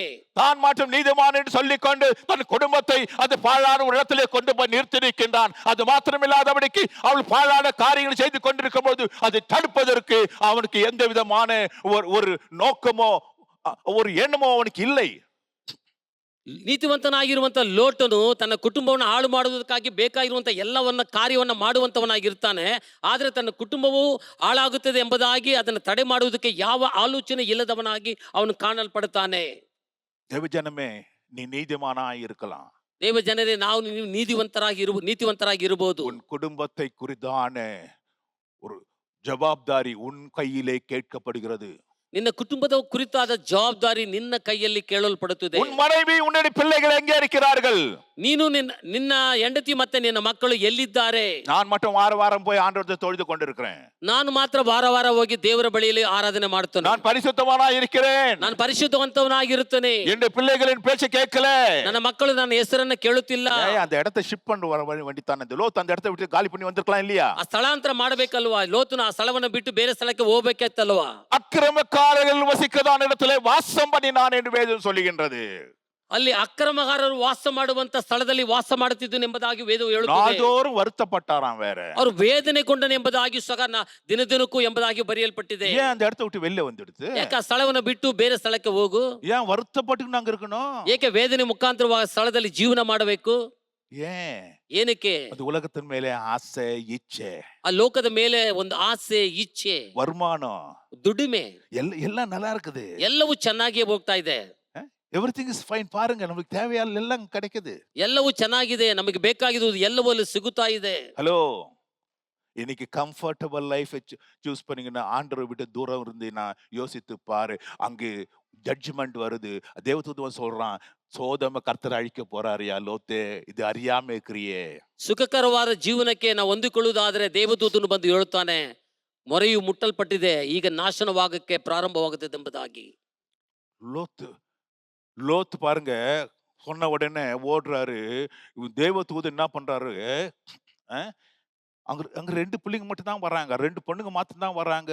அவங்க மனைவி வராங்க, லோத்து வராங்க. அந்த மருமகனுங்கெல்லாம், ஏ போயா நீ, இது எங்க ஊரு, எங்க எங்க கல்ச்சரு, எங்க லைஃப், எங்க ஸ்டைலு, இது எல்லாம் இல்லையா. லோத்தை பார்த்துட்டு நான் பைத்தியமாட்டம் வளரி நிக்கிற, கடவுளாவது மண்ணாவது மேல இருந்து அக்கினி வரப்போதான், அழிக்க போதான், இந்த பைத்தியக்கார பேச்செல்லாம் உங்களுக்கு வேண்டாம், நீ போப்பா அப்படின்னு சொல்லி பாருங்க. ஒருத்தனும் வரல. அங்க பாருங்க, தேவதூதன் இவங்களை மட்டும் கையை பிடிச்சி நிறுத்தின்னு வெளில ஓடுறாரு. ದೇವದೂತರು ಈ ಸ್ಥಳವನ್ನ ನಾಶ ಮಾಡ್ತೀನಿ ಎಂಬುದಾಗಿ ನೀವು ಓಡಿ ಹೋಗಿ ಎಂಬುದಾಗಿ ಹೇಳುವಂತ ಸಮಯದಲ್ಲಿ ಲೋಟನು ಮತ್ತೆ ಹೆಂಡತಿ 2 ಹೆಣ್ಣು ಮಕ್ಕಳು ಮಾತ್ರ ಹೋಗ್ತಾರೆ. ದೇವದೂತರು ಅವರ ಕರಗಳನ್ನು ಹಿಡಿದು ಊರಿನಾಚೆ ಕೊಂಡು ಹೋಗ್ತಾರೆ. ಆದ್ರೆ ಬೇರೆ ಜನಗಳು ಯಾರು ಆತನ ಹಿಂಬಾಲಿಸಲಿಲ್ಲ. ದೇವ್ರ- ಹಳೆಯಂದರಾಗಿರುವಂತ ಜನಗಳಿಗೆ ಹೋಗಿ ಹೇಳುವಂತ ಸಮಯದಲ್ಲಿ ಲೋಟನನ್ನು ಕುರಿತು ಹುಚ್ಚನೆ ಎಂಬುದಾಗಿ ಗೇಲಿ ಪರಿಹಾಸವನ್ನ ಮಾಡುವಂತವರಾಗಿ ಇರ್ತಾರೆ. God gave a call for separation. அங்க வேர்பிரிக்கப்படுவதற்காக கர்த்தர் அழைத்தார். ஆனால் ஜனங்களோ அதை கேட்கவில்லை. ಬೇರ್ಪಡಿಸುವುದಕ್ಕಾಗಿ ಕಾಪಾಡುವುದಕ್ಕಾಗಿ ದೇವರು ಜನಗಳನ್ನ ಕರೆದ್ರು, ಆದರೆ ಅವರು ಕಿವಿ ಕೊಟ್ಟಿಲ್ಲ. ஹல்லேலூயா, ಅಲಲುಯ್ಯ ஹல்லேலூயா. ಅಲಲುಯ್ಯ. அந்த இந்த உலகத்தை தக்க அவங்க வசிக்க ஆரம்பித்தாங்க. ಈ ಲೋಕಕ್ಕೆ ಸಂಬಂಧಪಟ್ಟ ರೀತಿಯಲ್ಲಿ ಜೀವನ ಮಾಡುವುದಕ್ಕೆ ಪ್ರಾರಂಭ ಮಾಡಿದರು. ஓடி வராங்க. ಓಡಿ ಬರ್ತಾ ಇದ್ದಾರೆ. ஆனாலும் அங்கே வேதம் சொல்லுகிறது, the sad news is, அந்த லோத்துடைய மனைவி திரும்பி பார்த்து கற்சனையாய் மாறி போனாள். அங்கே உப்பு தூணாய் மாறி போனாள். ಅಲ್ಲಿ ನೋಡುವಂತ ಸಮಯದಲ್ಲಿ ದುಃಖಕರವಾದ ಒಂದು ಕಾರ್ಯ, ಲೋಟನ ಹೆಂಡತಿ ಹಿಂತಿರುಗಿ ನೋಡಿದ ನಿಮಿತ್ತವಾಗಿ ಉಪ್ಪಿನ ಸ್ತಂಭವಾಗಿ ಮಾರ್ಪಟ್ಟಳು ಎಂಬುದಾಗಿ ನಾವು ನೋಡ್ತೇವೆ. ஹல்லேலூயா. ಅಲಲುಯ್ಯ. ஏன் ஏன் அவங்க திரும்பினாங்க ಯಾಕೆ ಆ ಸಹೋದರಿ ತಿರುಗಿ ನೋಡಿದ್ರು என்பதை ஆராய்ந்து பார்க்க வேண்டும். ಅದನ್ನ ಆಲೋಚನೆ ಮಾಡಿ ನೋಡ್ಬೇಕು ನಾವು. ஏன் அட்டாச்மெண்ட் அவங்களுக்கு அந்த தேசத்து மேலே, அவங்களுடைய பழைய வாழ்க்கையின் மேலே ஒரு அட்டாச்மெண்ட் அங்க. ಆದ್ರೆ ಏನಂದ್ರೆ ಅದಕ್ಕೆ ಅವರ ಆ ದೇಶದ ಮೇಲೆ, ಆ ಊರಿನ ಮೇಲೆ, ಅವ್ರ ಜೀವನ ಮಾಡಿದಂತ ಕಾರ್ಯಗಳ ಮೇಲೆ ಒಂದು ಕರಿವಿಕೆ. ஏன்னா அந்த இடத்துல தான் அவங்க வீடு இருந்தது, அந்த இடத்துல தான் அவங்களுடைய பொருள் பொக்கிஷம் எல்லாம் இருந்தது, அந்த இடத்துல தான் அவங்க மெமரியே இருந்தது. ரொம்ப நாளா வாழ்ந்திருக்கிறாங்க அவங்க, அதே இருக்குது. அங்கனால தான் அந்த இடத்துல தான் இவங்களுக்கு பழக்கம், ஜனங்கள்லாம் அங்கதான் பழக்கம். ஆகவே அதை விட்டுட்டு எப்படி பிரிவது? Attachment to the world. ಯಾಕಂದ್ರೆ ಯಾಕೆ ಅವರು ಒಳಪಟ್ರು ಎಂಬುದಾಗಿ ಹೇಳುವುದಾದ್ರೆ, ಅವರಿಗೆ ಸಂಬಂಧಪಟ್ಟ ಎಲ್ಲಾ ಕಾರ್ಯಗಳು, ಆಸ್ತಿಗಳು, ಜನಗಳು, ಮನೆ, ಮಠ ಎಲ್ಲವೂ ಆ ಸ್ಥಳದಲ್ಲಿ ಇದ್ದ ಕಾರಣ, ಅಲ್ಲೇ ಜೀವನ ಮಾಡಿದ ಕಾರಣ ಅವರಿಗೆ ಅದು ಎಳೆಯುವಂತ ಒಂದು ಕಾರ್ಯ, ಸೆಳೆದುಕೊಳ್ಳುವಂತ ಒಂದು ಕಾರ್ಯ ಆತನಲ್ಲಿ ಕಂಡಲ್ಪಟ್ಟಿತ್ತು. நிறைய பேருக்கு ஆண்டவர் நமக்கு அழைக்கிற பொழுது நம்ம ஜாதி ஜனத்தை விட்டுட்டு, நம்ம இருந்த இடத்த விட்டுட்டு, நம்ம வீடு பொருள் எல்லாம் அங்க தாங்க இருக்குது, அதெல்லாம் விட்டுட்டு எப்படிங்க வர முடியும்? ದೇವರು ಸಹ ನಮ್ಮನ್ನ ಕರೆಯುವಂತ ಸಮಯದಲ್ಲಿ, ನಾವು ಜೀವನ ಮಾಡಿದ ಸ್ಥಳ ಇದೆ, ಮನೆ ಇದೆ, ಎಲ್ಲ ಇದೆ, ನಮಗೆ ಬೇಕಾಗಿದ್ದ ಕಾರ್ಯಗಳು ಎಲ್ಲವೂ ಇದೆ, ಜನಗಳು ಇದ್ದಾರೆ, ಅದನ್ನ ಬಿಟ್ಟು ಹೇಗೆ ನಾವು ಬರುವುದಕ್ಕೆ ಸಾಧ್ಯ ಎಂಬುದಾಗಿ ನೆನೆಸ್ತದೆ. ஹலோ, எவ்வளவு லாஸாவும் நினைச்சுக்கிறீங்க? நாங்க பிசினஸ் எல்லாம் இங்க தான் இருக்குது, எங்க வீடுலாம் இங்க தான் இருக்குது. சடனா ஆண்டரை கூப்பிடுறான்னு விட்டுட்டு வந்தோம்னா என்ன லாஸ் நினைக்கிறீங்க நீங்க? கோடி கணக்கா போட்டு வச்சுக்கிறோம் பிசினஸ் மேல, கோடி கணக்கா வீடு இருக்குது, எங்களுக்கு ஜனம் எல்லாம் பவர் எல்லாம் இங்க தான் இருக்குது, எப்படி விட்டுட்டு வர முடியும்? ಒಂದು ವೇಳೆ ದೇವರು ಕರೆದ್ರು ಎಂಬುದಾಗಿ ಆ ಸ್ಥಳವನ್ನು ಬಿಟ್ಟು ನಾವು ಬರುವುದಾದ್ರೆ, ಕೋಟಿ ಕಟ್ಟಲೆ ನಾವು ಬಿಸ್ನೆಸ್ ಮಾಡ್ತಾ ಇದೀವಿ, ಎಲ್ಲ ಇನ್ವೆಸ್ಟ್ಮೆಂಟ್ ಅಲ್ಲೇ ಇದೆ, ಜನಗಳಿದ್ದಾರೆ, ಮನೆ ಇದೆ, ಅದನ್ನೆಲ್ಲ ಬಿಟ್ಟು ಬರುವುದಾದ್ರೆ ಎಷ್ಟು ಒಂದು ನಷ್ಟ ಆಗುತ್ತೆ, ಇದು ಹೇಗೆ ಸಾಧ್ಯ ಎಂಬುದಾಗಿ ನಾವು ನೆನೆಸ್ತೇವೆ. லோத்தின் மனைவி அதைத்தான் செய்தான். ಲೋಟನ ಹೆಂಡತಿಯು ಸಹ ಅದನ್ನೇ ನೋಡಿದಳು, ಮಾಡಿದಳು. இன்றைக்கு நாம் அநேக அதைத்தான் செய்து கொண்டிருக்கின்றோம். ಇವತ್ತು ಸಹ ನಾವು ಅನೇಕರು ಅದನ್ನೇ ಮಾಡುತ್ತಲೇ But ಇದ್ದೀವಿ. you don't know next minute what's going to happen. அடுத்த நிமிஷம் என்ன நடக்குது உனக்கு தெரியல. ಆದರೆ ನಂತರ ಒಂದು ನಿಮಿಷದಲ್ಲಿ ಏನ್ ನಡೆಯುತ್ತದೆ ಎಂಬುದಾಗಿ ನಾವು ತಿಳಿಯುವುದಿಲ್ಲ. ஐயா, அது அழிவுக்கு நேரா வைக்கப்பட்டிருக்கிறது. ಅಯ್ಯ, ಅದು ನಾಶನಕ್ಕೆ ನೆಟ್ಟಗೆ ಇಡಲ್ಪಟ್ಟಿದೆ. நீ நினைக்கிறதான பொண்ணு பொக்கிஷம் பொருள் ஜனங்க ஆஸ்தி எல்லாம் அழிவுக்காக வைக்கப்பட்டிருக்கிறது. ನೀನು ನೆನೆಸುವಂತ ಸ್ಥಳ, ಅದು ಆಸ್ತಿ, ಜನ, ಆ ಎಲ್ಲವೂ ಅದು ನಾಶನಕ್ಕೆ ಇಡಲ್ಪಟ್ಟಿದೆ. அடுத்தபடியா கவனிக்கின்றோம், ನಂತರ ನಾವು ಗಮನಿಸಿ ನೋಡ್ತೀವಿ, அவங்களுக்கு அது விட்டுட்டு வரணும் ஒரு மன வருத்தம், ரிக்ரெட். அவங்களுக்கு எப்படிங்க இதெல்லாம் அப்படின்னு ஒரு மன வருத்தம் அவங்களுக்கு வந்துடுச்சு. ಅವ್ರನ್ನ ಅದನ್ನೆಲ್ಲವನ್ನು ಹೇಗೆ ಬಿಟ್ಟು ಬರುವುದು ಎಂಬುದಾಗಿ ಮನವೇದನೆ உள்ளவராಗಿ ಅವರು ಕಾಣಲ್ಪಟ್ಟರು. அவங்களுடைய ஆசை, இச்சை எல்லாம் அது மேல தான் இருக்குது. ಅವರ ಎಲ್ಲ ಆಶಾಭಾಷೆಗಳು ಎಲ್ಲವೂ ಆ ಸ್ಥಳದ ಮೇಲೇ ಇತ್ತು. சிலருக்கு ஒரு ஒரு பொருள் மேல ஒரு ஒரு காரியத்து மேல ஆசை வச்சுட்டாங்கன்னா, அவங்கள விட்டுட்டோ, இல்ல அந்த பொருளை விட்டுட்டோ வரதுக்கு கஷ்டம். ಒಂದು ವೇಳೆ ಒಂದು ಕಾರ್ಯದ ಮೇಲೆ, ಒಂದು ವಸ್ತುವಿನ ಮೇಲೆ ಒಂದು ವೇಳೆ ಮನಸ್ಸಿಡುವುದಾದ್ರೆ ಅದನ್ನು ಬಿಟ್ಟು ಬರುವುದಕ್ಕೆ ಅದಕ್ಕೆ ಮನಸ್ಸೇ ಬರುವುದಿಲ್ಲ. ஹல்லேலூயா. ಹಲ್ಲೆಲೂಯಾ. ஈஜிப்தில இருந்து கர்த்தர் ஜனத்தை அழைச்சிட்டு வந்தாரு. எகிப்தில இருந்து இஸ்ரேல் ஜன கர்த்தர் அழைத்து வந்தாரு. ಐಗುಪ್ತ ದೇಶದಿಂದ ಜನಗಳನ್ನ ದೇವರು ಕರೆದುಕೊಂಡು ಬಂದರು. இவங்க என்ன சொல்றாங்க வனாந்தத்துல வந்துட்டு, ಅರಣ್ಯ ಭಾಗದಲ್ಲಿ ಇವರು ಬಂದು ಏನ್ ಹೇಳ್ತಾರಂದ್ರೆ, எகிப்துல வெங்காயம் எல்லாம் இருந்தது, நல்லா டேஸ்டா இருந்தது, அதெல்லாம் விட்டுட்டு கூட்டிட்டு வந்துட்டியே ஆண்டவரேன்னாரு. ಐಗುಪ್ತ ದೇಶದಲ್ಲಿ ನೀರುಳ್ಳಿ ಸೌತೆಕಾಯಿ ಎಲ್ಲ ಇತ್ತು, ಅದನ್ನೆಲ್ಲ ಬಿಟ್ಟು ನಮ್ಮನ್ನ ಕರೆದುಕೊಂಡು ಬಂದ್ಬಿಟ್ಟಿಯಲ್ಲ ದೇವರೆಂಬುದಾಗಿ ಹೇಳುತ್ತಾರೆ.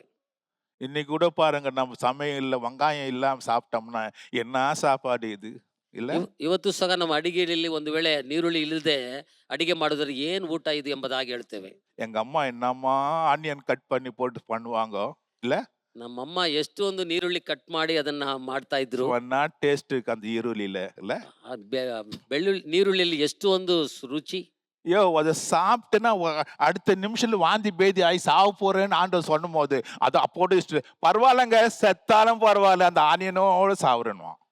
ಅದು ತಿಂದು ವಾಂತಿ ಭೇದಿಯಾಗಿ ನೀನು ಸಾಯ್ತಿ ಎಂಬುದಾಗಿ ಹೇಳುವಾಗ್ಲೂ ಸಹ ಪರವಾಗಿಲ್ಲ, ಅದರ ನಿಮಿತ್ತವಾಗಿ ನಾನು ಸಾಯ್ತೀನಿ ಎಂಬುದಾಗಿ ಹೇಳುವಂತವರು. சில மேல ஆசை இச்சு வச்சுட்டீங்கன்னா அவ்வளவுதான், அது திரும்பி வர முடியாது. ಕೆಲವೊಂದು ವ್ಯಕ್ತಿಗಳ ಮೇಲೆ ಒಂದು ಆಸೆ ಭಾಸೆ ಇಟ್ಟು ಬಿಟ್ರೆ ಮತ್ತೆ ಅದರಿಂದ ಹಿಂತಿರುವುದಕ್ಕೆ ಸಾಧ್ಯವೇ ಇಲ್ಲ. ஆண்டவர் உன்னை பாதுகாக்கிறார், உன்னை உன்னை உன்னை அதிலிருந்து விடுவிக்கிறார் என்பதை நீ மறந்து விட்டாயே. ದೇವರು ಅವುಗಳಿಂದ ನಿಮ್ಮನ್ನ ಕಾದುಕೊಳ್ಳುತ್ತಾನೆ, ಅದರಿಂದ ಬಿಡಿಸುತ್ತಾನೆ ಎಂಬುದನ್ನ ಮರೆತು ಬಿಡ್ತೇವೆ. அடுத்தபடியாக கவனிக்கிறோம் என்றால், இந்த அம்மாக்கு பாருங்க, disobedience to God. இவங்க பாருங்க, ஆண்டவர் சொன்னதுக்கு கீழ்ப்படியல. ನಂತರ ಆ ಸಹೋದರಿ ನೋಡುವುದಾದ್ರೆ ಅವರು ವಿಧಿತಿಲ್ಲದ ಒಂದು ಸಹೋದರಿಯಾಗಿ ದೇವರ ಮಾತಿಗೆ ವಿಧಿರಿಲ್ಲವರಾಗಿ ನಡೆದುಕೊಂಡಳು. ரொம்ப கிளியர் கட் இன்ஸ்ட்ரக்ஷன் அவங்களுக்கு கொடுக்கப்பட்டது. நீ திரும்பி பார்க்காத கூடாது, நீ போகும் பொழுது திரும்பி பார்க்க கூடாதுன்னு இன்ஸ்ட்ரக்ஷன் கிளீனா கொடுக்கப்பட்டிருக்குது. ಸರಿಯಾದ ರೀತಿಯಲ್ಲಿ ಮಾರ್ಗದರ್ಶನವನ್ನ ದೂತರಲ್ಲಿ ಕೊಡ್ತಾರೆ. ನೀನು ಹೋಗುವಂತ ಸ್ಥಳದಲ್ಲಿ ಹಿಂತಿರುಗಿ ನೋಡಬಾರ್ದು ಎಂಬುದಾಗಿ ಒಂದು ಕಾರ್ಯವನ್ನು ಅವರಿಗೆ ಹೇಳುತ್ತಾರೆ. அப்போட என்ன பண்றாங்க, என்ன தான் பெரிய ஆயிட போகுது அப்படின்னு திரும்பினாங்க இல்ல? ಆದರೂ ಸಹ ಅದು ಏನ್ ದೊಡ್ಡದಾಗ ಆಗ್ಬಿಡುತ್ತೆ ಎಂಬುದಾಗಿ ಹಿಂತಿರುಗಿ ಧೈರ್ಯವಾಗಿ சில நேரங்கள்ல ஆண்டவர் சொன்னார், அவர் என்னங்க இரக்கமும் உருக்கமும் மகா சாந்தமும் பொறுமையும் நீடிய பொறுமையும் உடைய தேவன். நான் ஒரு வாட்டி தப்பு பண்ணிட்டோட திருப்பியும் போயிட்டு மன்னிப்பு பெற்றுலாம், அப்படித்தானே? ஹலோ, ஜட்ஜ்மெண்ட் டேல அது நடக்காது. ಏನ್ ದೇವರು ದೊಡ್ಡದಾಗಿ ಹೇಳ್ಬಿಟ್ರು, ಒಂದ್ಸತಿ ನಾವು ಪಾಪ ಮಾಡೋಣ, ದೇವರು ಮಗ ಕನಿಕರವು ದೀರ್ಘ ಶಾಂತಿ ಉಳ್ಳ ದೇವರು ಕ್ಷಮಿಸ್ಬಿಡ್ತಾರೆ, ಏನಾಗಲ್ಲ ಎಂಬುದಾಗಿ ನಾವು ಮಾಡ್ತೀವಿ. ಆದ್ರೆ ನ್ಯಾಯ ತೀರ್ಪಿನಲ್ಲಿ ಅದು ನಡೆಯುವುದಿಲ್ಲ. சில காரியங்களுக்கு மன்னிப்பு இல்லை என்று வேதம் சொல்லுகிறது. நீங்க பைபிள் ஒழுங்கா படிங்க. ಕೆಲವೊಂದು ಕಾರ್ಯಗಳಿಗೆ ಕ್ಷಮೆಯೇ ಇಲ್ಲ ಎಂಬುದಾಗಿ ಬೈಬಲಲ್ಲಿ ಬರೆಯಲ್ಪಟ್ಟಿದೆ. ಸರಿಯಾದ ರೀತಿಯಲ್ಲಿ ಓದಿ ನೋಡ್ರಿ. ஆண்டவர் மன்னிச்சிருவார் திருப்பி திருப்பி செய்வது, ஆண்டருக்கு பிரியமில்லாத காரியத்தை வேண்டும் என்றே செய்வது. ದೇವರು ಕ್ಷಮಿಸ್ತಾರೆ ಎಂಬುದಾಗಿ ತಿರುಗಿ ತಿರುಗಿ ಮಾಡುವುದು, ದೇವರು ಕ್ಷಮಿಸ್ಬಿಡ್ತಾರೆ ಎಂಬುದಾಗಿ ನೆನೆಸುವುದು. சில பேர் என்கிட்ட வந்து கேட்கறாங்க, ஏன் மன்னிக்க கூடாது நீங்க? ಕೆಲವರು ಅಂಕಲ್ ಹತ್ರ ಬಂದು ಕೇಳ್ತಾರೆ, ಯಾಕೆ ನೀವು ಕ್ಷಮಿಸಬಾರ್ದು ಎಂಬುದಾಗಿ. மன்னிக்கிறது தான் இல்லைன்னு சொல்லல, மன்னிக்கிறதுக்கு நான் யாரு? ಕ್ಷಮಿಸ್ತೀವಿ, ಇಲ್ಲ ಅಂತಲ್ಲ, ಕ್ಷಮಿಸುವುದಕ್ಕೆ ನಾನು ಯಾರು? கடவுள் தானே மன்னிக்கணும். ದೇವ್ರು ತಾನೇ ಕ್ಷಮಿಸ್ಬೇಕು. நான் என் விதத்துல மன்னிச்சிடுறேன். ஆனா கடவுள் உன்னை மன்னிக்காம இருக்கிற பொழுது, மன்னிப்பு என்றால் எல்லாத்துக்கும் மன்னிப்பு கிடையாது. அப்படின்னா ஆண்டவரை காட்டி கொடுத்ததானே யூதாஸ் காரியத்துக்கு ஏன் மன்னிப்பு இல்லை? ಇವರ ರೀತಿಯಲ್ಲಿ ಒಂದು ವೇಳೆ ಇವರ ಪ್ರಕಾರವಾಗಿ ಅವರ ವೇಳೆ ಕ್ಷಮೆಯನ್ನು ಮಾಡಬಹುದು, ಆದ್ರೆ ದೇವರಿಂದ ಕ್ಷಮೆಯನ್ನ ಹೊಂದಿಕೊಳ್ತೀರಾ? ದೇವರನ್ನ ಹಿಡಿದುಕೊಟ್ಟಂತ ಯೂದಾಸ್ ಕಾರ್ಯೊತ್ತಿಗೆ ಒಂದು ವೇಳೆ ಕ್ಷಮೆ ಸಿಕ್ತಾ? ஏன் ಅವರಿಗೆ ಯಾಕೆ ಕ್ಷಮೆಯನ್ನು ಸಿಗ್ಲಿಲ್ಲ? அவன் மனம் திரும்பல. ಆತನು ಮನ ತಿರುಗಿಕೊಳ್ಳದೆ ಅವನಾಗಿದ್ದನು. மன்னிப்பு கேட்கிற பிரயோஜனம் இல்லையா? ஃபர்ஸ்ட் நீ மனம் திரும்பணும். ಕ್ಷಮೆ ಕೇಳುವುದರಲ್ಲಿ ಯಾವ ಪ್ರಯೋಜನವೂ ಇಲ್ಲ, மன திருக்கிக்கொள்வதே முக்கியம். மனம் திரும்பாதபடிக்கு என்ன மன்னிச்சிருங்க, நான் திருப்பியும் போய் அதே கொலையை பண்றேன், நீங்க மன்னிச்சிடுங்க, நான் மறுபடியும் போய் ரேப் பண்றேன், என்ன மன்னிச்சிடுங்க, மறுபடியும் நான் திருடுறேன், என்ன மன்னிச்சிடுங்க. ஹலோ, அதுக்கு மன்னிப்பே கிடையாது. நீ மனம் திரும்பாத வரையில மன்னிப்பு கிடையாது. நீ மனம் திரும்பணும். ನನ್ನನ್ನು ಕ್ಷಮಿಸ್ಬಿಡ್ರಿ, ನಾನು ಕಳ್ಳತನ ಮಾಡ್ತೀನಿ, ಕ್ಷಮಿಸ್ಬಿಡ್ರಿ, ಬೇರೆ ಒಂದು ದೊಡ್ಡ ಅಸಹ್ಯವಾದ ಕಾರ್ಯವನ್ನ ಮಾಡ್ತೀನಿ ಎಂಬುದಾಗಿ ಹೇಳುವುದಲ್ಲ. ಮುಖ್ಯವಾಗಿ ಮನ ತಿರುಗುವಂಥದ್ದೇ ಬಹಳ ಮುಖ್ಯವಾದ ಒಂದು ಕಾರ್ಯ. சில திருடன்களை பாருங்க, புடிச்சுன்னு போய் ஜெயில போடுறாங்க. அவன் விட்ட 6வது நாள் 7வது நாள் திருப்பி போய் திருடிட்டு போறான். ಕೆಲವೊಂದು ಕಳ್ಳರನ್ನ ನೋಡ್ರಿ, ಸೆರೆ ಹಿಡಿತಾರೆ, ಜೈಲಲ್ಲಿ ಹಾಕಿದ ಬಿಡುಗಡೆ ಆದ ಮೇಲೆ 5-6 ದಿನದಲ್ಲಿ ಮತ್ತೆ ಒಂದು ಕಳ್ಳತನಕ್ಕೆ ಅವನು ಒಳಪಟ್ಟಿರ್ತಾನೆ. அங்க கோர்ட்ல கொண்டு வந்தா என்ன சொல்றாங்க? ಕೋರ್ಟಲ್ಲಿ ಕರ್ಕೊಂಡು ಹೋದ್ರೆ ಅವ್ನು ಮತ್ತೆ ಅವನು ಏನ್ ಹೇಳ್ತಾನೆ? சார் மன்னிச்சுங்க சார். ಸರ್ ಕ್ಷಮಿಸ್ಬಿಡಿ ಸರ್. விட்டுறாங்களா? ಬಿಟ್ಬಿಡ್ತಾರಾ? உள்ள போயிட்டு இன்னும் இன்க்ரீஸ் பண்றாங்க, பனிஷ்மெண்ட் இன்னும் இன்க்ரீஸ் பண்றாங்க. ಒಳಗಾಕಿ ಮತ್ತೆ ದಂಡನೆಯನ್ನ ಹೆಚ್ಚಿಸ್ತಾರೆ. இங்க பாருங்க, லோத்தின் மனைவி ஆண்டவருக்கு கீழ்ப்படியவில்லை. ಇಲ್ಲಿ ನೋಡ್ರಿ, ಲೋಟನ ಹೆಂಡತಿ ದೇವರ ಮಾತಿಗೆ ವಿಧೇಯರಾಗಿಲ್ಲ.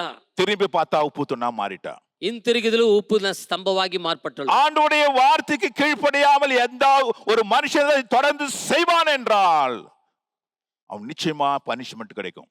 ದೇವರ ಮಾತಿಗೆ ವಿಧೇಯರಿಲ್ಲದವರಾಗಿ ಒಂದು ವೇಳೆ ಎಲ್ಲದನ್ನು ತಿರುಗಿ ತಿರುಗಿ ಮಾಡುವುದಾದರೆ ಖಂಡಿತವಾಗಿ ಆತನಿಗೆ ಶಿಕ್ಷೆ, ದಂಡನೆ ಉಂಟು. ஆண்டவர் ஜட்ஜ்மெண்ட் மேல இந்த அம்மாவுக்கு ஒரு நம்பிக்கை இல்லை. இதெல்லாம் ஆண்டவர் பனிஷ்மெண்ட்லாம் கொடுக்க மாட்டாருங்க. என்னது, அவரு இரக்கம் உள்ள தேவனுங்க. என்னங்க பேசுறீங்க நீங்க? நிறைய பேர் கேக்குறாங்க. ஆண்டவருங்க அன்பு அன்பு அன்பு, அவர் அன்பு நிறைந்த தேவனுங்க, பனிஷ்மெண்ட்லாம் கொடுக்க மாட்டாருங்க. ಈ ಒಮ್ಮನಿಗೆ ದೇವರ ಮಾತಿನ ಮೇಲೆ ನಂಬಿಕೆ ಇಲ್ಲ, ತಪ್ಪು ಮಾಡಿದ್ರು ಸಹ ಶಿಕ್ಷೆಯನ್ನು ಕೊಡುವುದಿಲ್ಲ ಎಂಬುದಾಗಿ ಅನೇಕರು ಹೇಳ್ತಾರೆ. ದೇವರು ಬಹಳ ಪ್ರೀತಿ ಸ್ವರೂಪನಾದ ದೇವರು, ಆದ ಕಾರಣ ಮತ್ತೆ ಮತ್ತೆ ಅವರು ಪಾಪಗಳನ್ನು ಮಾಡುವುದಕ್ಕೆ ಪ್ರಾರಂಭ ಮಾಡ್ತಾರೆ. ஹலோ, ஜட்ஜ்மெண்ட் கர்த்தர் வச்சுக்க. அவர் ஒரு நாள் ஜட்ஜா வராருன்னு வேதம் சொல்லுது. ಅದು ನ್ಯಾಯ ತೀರ್ಪು ಖಂಡಿತವಾಗಿ ಪ್ರತಿಯೊಬ್ಬರಿಗೆ ಉಂಟು. ಒಂದು ನ್ಯಾಯಾಧೀಶನಾಗಿ ಬರ್ತಾನೆ. ஸோ அவங்களுக்கு ஆண்டவர் நமக்கு அவங்க ஜட்ஜ்மெண்ட் கொடுப்பாரு, பனிஷ்மெண்ட் கொடுப்பாருன்னு அவங்க அதை ஏத்துக்கவே இல்லை, திரும்பினாங்க. அப்பதான் தெரிஞ்சது அவங்க யோசிக்கிறதுக்கு முன்னாலேயே தூணா போயிட்டு இருப்பாங்கன்னு நினைக்கிறேன் நான். ಅಲ್ಲಿ ನ್ಯಾಯ ತೀರ್ಪು ಬರುವುದಿಲ್ಲ ಎಂಬುದಾಗಿ ಧೈರ್ಯವಾಗಿ ಅವರು ಹಿಂತಿರುಗಿದ್ರು. ಅವರು ಯೋಚನೆಯನ್ನು ಮಾಡಿಲ್ಲ. ಮಾಡೋದಕ್ಕೆ ಮುಂಚಿತವಾಗಿ ತಿರುಗಿ ನೋಡಿದ ಕೂಡಲೇ ಉಪ್ಪು ಸ್ತಂಭವಾಗಿ ಮಾರ್ಪಟ್ಟಳು. இன்னொன்னு ஒரு வேலை பார்த்திருப்பாங்க, ஐயோ நம்ம ரிலேட்டிவ்ஸ் எல்லாம் விட்டுட்டு வந்துட்டோமே அங்க. ಒಂದು ವೇಳೆ ಒಂದು ಕಾರ್ಯಕ್ಕಾಗಿ ತಿರುಗಿ ನೋಡಿರ್ಬೋದು, ನಮ್ಮ ಸಂಬಂಧಿಕರನ್ನೆಲ್ಲ ಬಿಟ್ಟು ಬಂದಿವಲ್ಲ ಎಂಬುದಾಗಿ ಹೇಳಿ ಅವರು ಒಂದು ವೇಳೆ ನೆನೆಸಿ ತಿರುಗಿರ್ಬೋದು. நம்ம மருமகன்கள் அங்கதானே இருக்கிறாங்க, ನಮ್ಮ ಹಳೆಯಂದರೆಲ್ಲ ಅಲ್ಲೇ ತಾನೇ ಇದ್ದಾರೆ நம்ம ಎಂಬುದಾಗಿ, சொந்தக்காரலாம் அங்கதானே இருக்கிறாங்க, ಸಂಬಂಧಿಕರೆಲ್ಲ ಅದೇ ಊರಲ್ಲಿ ಇದ್ದಾರೆ, மாமா மச்சாலாம் அங்கதானே இருக்கிறாங்க, ಮಾವ ಹಳೆಯಂದರೆಲ್ಲ ಅಲ್ಲೇ ಇದ್ದಾರಲ್ಲ ಎಂಬುದಾಗಿ. அவங்களெல்லாம் விட்டுட்டு நம்ம எப்படி வர முடியும்? ಅವ್ರನ್ನೆಲ್ಲ ಬಿಟ್ಟು ನಾವು ಮಾತ್ರ ಹೇಗೆ ಹೋಗೋದಕ್ಕೆ ಸಾಧ್ಯ? இன்னைக்கு நிறைய பேர் அதை தான் சொல்லி நிக்கிறோம். ಇವರು ಅನೇಕರು ಅದನ್ನೇ ಹೇಳ್ತಾ ಇದ್ದೀವಿ. நம்மளோட குடும்பம், ನಮ್ಮ ಕುಟುಂಬವು, நம்மளோட பிள்ளைங்கோ, ನಮ್ಮ ಮಕ್ಕಳು, உன் தாயும் தகப்பனையும் விட்டு நீ வராவிட்டால் இந்த சிலுவையை தூக்கிட்டு வர்றவங்க என்ன பண்ணணுமா? இதெல்லாம் பார்க்கக்கூடாது. யாரா இருந்தாலும் சரி, யாரா இருந்தாலும் உனக்கு வர்றாங்களோ வரலையோ, நீ சிலுவையை தூக்குன்னா வந்துனே இருக்கணும். உன் குடும்பத்தை குறித்து கவலை, என் பிள்ளைங்களை குறித்து கவலை. ஹலோ, அவன் தேவனுடைய ಶಿಷ್ಯனா இருக்க மாட்டான் என்று வேதம் சொல்லுகின்றது. ತನ್ನ ಶಿಲುಬೆಯನ್ನು ಹೊತ್ತುಕೊಂಡು ಹೋಗುವಂತವನೇ ಶಿಷ್ಯನಾಗಿರ್ತಾನೆ. ಯಾರು ಬರ್ತಾರೋ ಬರಲ್ವೋ, ನನ್ನನ್ನು ಯಾರು ಹಿಂಬಾಲಿಸ್ತಾರೋ ಇಲ್ವೋ ಎಂಬುದಾಗಿ ತಿರುಗಿ ನೋಡದೆ ಮುಂದೆ ಹೋಗುವನು ದೇವನಿಗೆ ಶಿಷ್ಯನಾಗಿರುತ್ತಾನೆ. ஆமா, பாசம் நம்ம இழுக்கும், இல்லைன்னு சொல்லல. ಒಂದು ವೇಳೆ ನಮಗೆ ಒಂದು ಸಂಬಂಧ ಆ ರೀತಿಯಾಗಿ ಸೆಳೆಯಲ್ಪಡುತ್ತಿವೆ. ஐயோ மருமகன்லாம் விட்டுட்டு எப்படி போறது? ಹಳೆಯಂದರನ್ನೆಲ್ಲ ಬಿಟ್ಟು ಹೇಗೆ ನಾವು ಬಿಟ್ಟು ಹೋಗುವುದು? நம்ம ரிலேட்டிவ்ஸ் எல்லாம் விட்டுட்டு எப்படிங்க வர முடியும்? ನಮ್ಮ ಸಂಬಂಧಿಕರನ್ನೆಲ್ಲ ಬಿಟ್ಟು ನಾವು ಹೇಗೆ ನಾವು ಮುಂದೆ ಹೋಗುವುದು? இந்த பிரபஞ்சத்துக்கு ஒத்த வேஷம் தெரியாதவடிக்கு, ಈ ಲೋಕಕ್ಕೆ ಸಂಬಂಧಪಟ್ಟ ರೀತಿಯಲ್ಲಿ ವೇಷವನ್ನ ಧರಿಸಿಕೊಳ್ಳದ ಹಾಗೆ, cannot have a divided loyalty. அங்க ஒரு எஜமானுக்கும் இன்னொரு எஜமானுக்கும் நீ வேலை செய்ய முடியாது. ಎರಡು ಯಜಮಾನಗಳಿಗೆ ನೀನು ಸೇವೆಯನ್ನ ಮಾಡುವುದಕ್ಕೆ ಸಾಧ್ಯವಿಲ್ಲ. அதற்கு லூக்கா 9:62 சொல்லப்படுகிறது, இயேசு கலப்பையின் மேல் கை வைத்து பின்னிட்டு பார்க்கிற எவனும் தேவனுடைய ராஜ்யத்துக்கு தகுதி உள்ளவன் அல்ல. ಲೂಕ 9:62 ಬರೆಯಲ್ಪಟ್ಟಿದೆ, ಯೇಸು ಅವನಿಗೆ, ಯಾವನಾದರೂ ನೇಗಿಲಿನ ಮೇಲೆ ತನ್ನ ಕೈಯನ್ನು ಹಾಕಿ ಹಿಂತಿರುಗಿ ನೋಡಿದರೆ ಅವನು ದೇವರ ರಾಜ್ಯಕ್ಕೆ ತಕ್ಕವನಲ್ಲವೆಂದು ಹೇಳಿದನು. ஹல்லேலூயா, ஹல்லேலூயா, ஹல்லேலூயா. ஹல்லேலூயா. ஆனா இதை பாருங்க, இந்த லோத்துக்கு கான்ட்ராஸ்டா அங்க இஸ்ரவேல்ல ஒரு சொல்லப்படுகிறதுங்க ஷாத்தாக், மேஷாக், ஆபேத்நேகோ, டேனியேல் சொல்றதான 4 பேரை குறித்து சொல்லப்பட்டிருக்கிறது. ಸತ್ಯವೇದದಲ್ಲಿ ಇಸ್ರೇಲ್ ಜನಗಳನ್ನ ಕುರಿತು ಶಾತ್ರಕ್, ಮೇಸ್ತಕ್, ಅಬೇದ್ನೆಗೋ, ಡ್ಯಾನಿಯೇಲ್ ಎಂಬುದಾಗಿ 4 ವ್ಯಕ್ತಿಗಳನ್ನ ಕುರಿತು ಸುಂದರವಾಗಿ ಬರೆಯಲ್ಪಟ್ಟಿದೆ.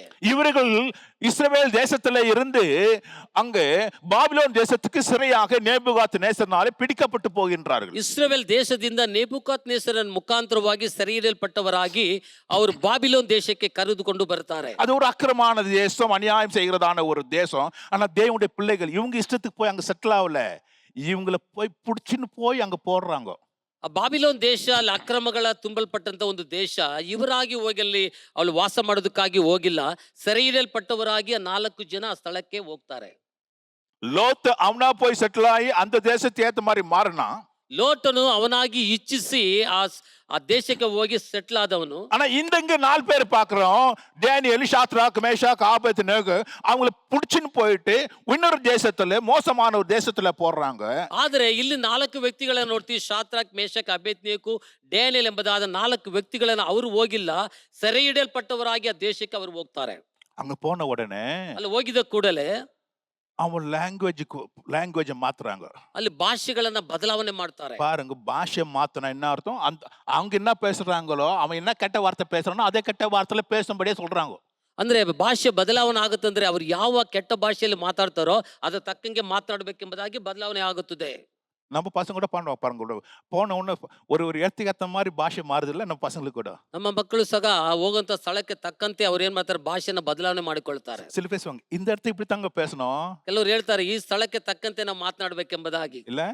நிறைய கிறிஸ்டியன்ஸோட பேசுவாங்க, இந்த இடத்துல வந்தா இப்படித்தான் பேசணும் அவங்களுக்கு. ಕೆಲವರು ಅನೇಕ ಕ್ರೈಸ್ತರು ಹೇಳ್ತಾರೆ ಈ ಸ್ಥಳಕ್ಕೆ ಬಂದ್ರೆ ಹಾಗೆ ಮಾತಾಡ್ಬೇಕೆಂಬುದಾಗಿ. ஹலோ, உன் பாஷை மாறக்கூடாது, ನಿನ್ನ ಭಾಷೆ ಬದಲಾವಣೆ ಆಗಬಾರದು, உன் பேச்சு மாறக்கூடாது. ನಿನ್ನ ಮಾತು ಬದಲಾವಣೆ ಆಗಬಾರದು. எங்க பாஷையை மாத்தினாங்க, ಇಲ್ಲಿ ಭಾಷೆಯನ್ನ ಬದಲಾವಣೆ ಮಾಡಿದ್ರು, பேரை மாத்திட்டானுங்க. ಹೆಸರನ್ನು ಸಹ ಅಲ್ಲಿ ಬದಲಾವಣೆ ಮಾಡಿಬಿಟ್ರು. 4 பேரும் பாருங்க நல்ல தேவனுடைய பிள்ளைகள் நாமம் அது எல்லாமே தூக்கி போட்டு அங்க இருக்குதானே அந்த தெய்வத்தினுடைய நாமங்களை அவங்க சூட்டினாங்க. பாருங்க, ದೇವರ ನಾಮದಲ್ಲಿ ಹೆಸರನ್ನ ಇಟ್ಟುಕೊಂಡಿದ್ದಂತ ವ್ಯಕ್ತಿ 4 ಜನಗಳಿಗೆ ಆ ದೇಶಕ್ಕೆ ಸಂಬಂಧಪಟ್ಟ ವಿಗ್ರಹಗಳಿಗೆ ಸಂಬಂಧಪಟ್ಟಂತ ಒಂದು ಹೆಸರುಗಳನ್ನ ಅವರಿಗೆ ಬದಲಾವಣೆ ಮಾಡಿಬಿಟ್ರು. சில நேரங்கள்ல பாருங்க, எதுக்காக பாருங்க எடுத்துன்னு போய் பேரை மாத்திட்டான், பாஷையை மாத்திட்டான், ட்ரைனிங் கொடுக்குறான். இதுல அவங்க கல்ச்சர்ல, அவங்க லாங்குவேஜ்ல அங்க இப்படித்தான் இருக்கணும், நீ இப்படிதான் பண்ணணும், இந்த ஸ்டைல் தான் நடக்கணும், இப்படித்தான் இருக்கணும், இதெல்லாம் பண்ணணும். அவன் ஸ்டைல்ல மாத்துறான் பாருங்க. ನೋಡ್ರಿ, 4 ವ್ಯಕ್ತಿಗಳನ್ನ ತೆಗೆದುಕೊಂಡು ಹೋಗಿ ಆ ದೇಶಕ್ಕೆ ಸಂಬಂಧಪಟ್ಟ ರೀತಿಯಲ್ಲಿ ಆ ಭಾಷೆ ಮತ್ತೆ ಕಲ್ಚರ್ ಎಲ್ಲದನ್ನ ಏನ್ ಮಾಡ್ತಾರೆ, ಈ ರೀತಿಯಾಗಿ ನಡೆದುಕೊಳ್ಳಬೇಕು, ಈ ರೀತಿಯಾಗಿ ಮಾತನಾಡಬೇಕೆಂಬುದಾಗಿ ಎಲ್ಲವನ್ನ ಬದಲಾವಣೆ ಮಾಡಿಬಿಟ್ರು. அது மாத்திரமல்ல, ಅದು ಮಾತ್ರವಲ್ಲ, அங்க நேபுகாத்நேச்சார் என்ன செய்து வச்சுக்கிறாரோ அந்த விக்கிரகத்தான் நீ ஆராதிக்கணும். ಅಲ್ಲಿ ಅರಸನಾಗಿರುವಂತ ನೆಬೂಕದ್ನೆಚ್ಚರ್ ಏನು ಅಲ್ಲಿ ಮಾಡಿಟ್ಟಿದ್ದನೋ ಆ ಪ್ರತಿಮೆಯನ್ನ ಅದನ್ನೇ ನೀವು ನಮಸ್ಕರಿಸಬೇಕೆಂಬುದಾಗಿಯೂ ಆಜ್ಞೆಯೂ ಸಹ ಅಲ್ಲಿ ಹೊರಡಿಸಲ್ಪಟ್ಟಿತ್ತು. அங்க மியூசிக் அங்க போடுற போது நீங்க எல்லாம் போய் சாஷ்டாங்கமா அந்த விக்கிரகத்துக்கு முன்னால தான் விழணும். ಅಲ್ಲಿ ಸಂಗೀತವನ್ನ ಆಡುವಂತ ಸಮಯದಲ್ಲಿ ನೀವು ಇಲ್ಲಿ ಸಾಷ್ಟಾಂಗವಾಗಿ ಹೋಗಿ ಅದನ್ನ ನಮಸ್ಕರಿಸಬೇಕು. ஹலோ, பாருங்க, ஒரு தேவனுடைய பிள்ளை கொண்டு போய் இவ்வளோ கம்பல்ஷன்ல போட்டு ஒரு இடத்துல வேறு தேசத்துல ஒரு சிறை கைதியாக பிடிக்கப்பட்டு இவ்வளவு கம்பல்ஷன்ல போட்டுறாங்க இந்த 4 பேரை. ದೇವರ ಮಕ್ಕಳಾಗಿರುವಂತ 4 ವ್ಯಕ್ತಿಗಳನ್ನು ತೆಗೆದುಕೊಂಡು ಬೇರೆ ದೇಶದಲ್ಲಿ ಅಕ್ರಮಗಳನ್ನು ನಡೆಯುವಂತ ದೇಶದಲ್ಲಿ ಈ ರೀತಿಯಾಗಿ ಏನ್ ಮಾಡ್ತಾರೆ, ಸೆರೆಮನೆ ಜೀವನವನ್ನ ಅಲ್ಲಿ ಏನ್ ಮಾಡ್ತಾರೆ, ಅವರಿಗೆ ಹಾಕಲ್ಪಡುತ್ತದೆ. ஆனால் வேதம் சொல்கிறது, ಅದು ಸತ್ಯವಾಕ್ಯವು ಹೇಳಲ್ಪಟ್ಟಿದೆ.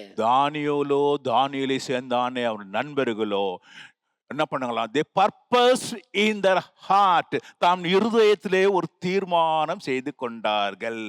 ಅಲ್ಲಿ ದೇವ ಜನಗಳಾಗಿರುವಂತ ದಾನಿಯೇಲು ಮತ್ತೆ ಅವರ ಸ್ನೇಹಿತರಾಗಿರುವಂತ 4 ವ್ಯಕ್ತಿಗಳು ಹೃದಯದಲ್ಲಿ ಒಂದು ತೀರ್ಮಾನವನ್ನ ತೆಗೆದುಕೊಂಡರು ಎಂಬುದಾಗಿ ವಾಕ್ಯ ಹೇಳಲ್ಪಟ್ಟಿದೆ. என்னன்னு, ಏನಂತ ಹೇಳಿ, நம்மை தீட்டுப்படுத்தலாகாது, ನಮ್ಮನ್ನ ಒಳ್ಳೆ ಮಾಡಿಕೊಳ್ಳಬಾರದು ಎಂಬುದಾಗಿ ಒಂದು ತೀರ್ಮಾನವನ್ನ ತೆಗೆದುಕೊಂಡರು. ஹல்லேலூயா. ಹಲ್ಲೆಲೂಯಾ. டேனியேல் புத்தகம் 1ஆம் அதிகாரத்தை எடுத்து படிங்க.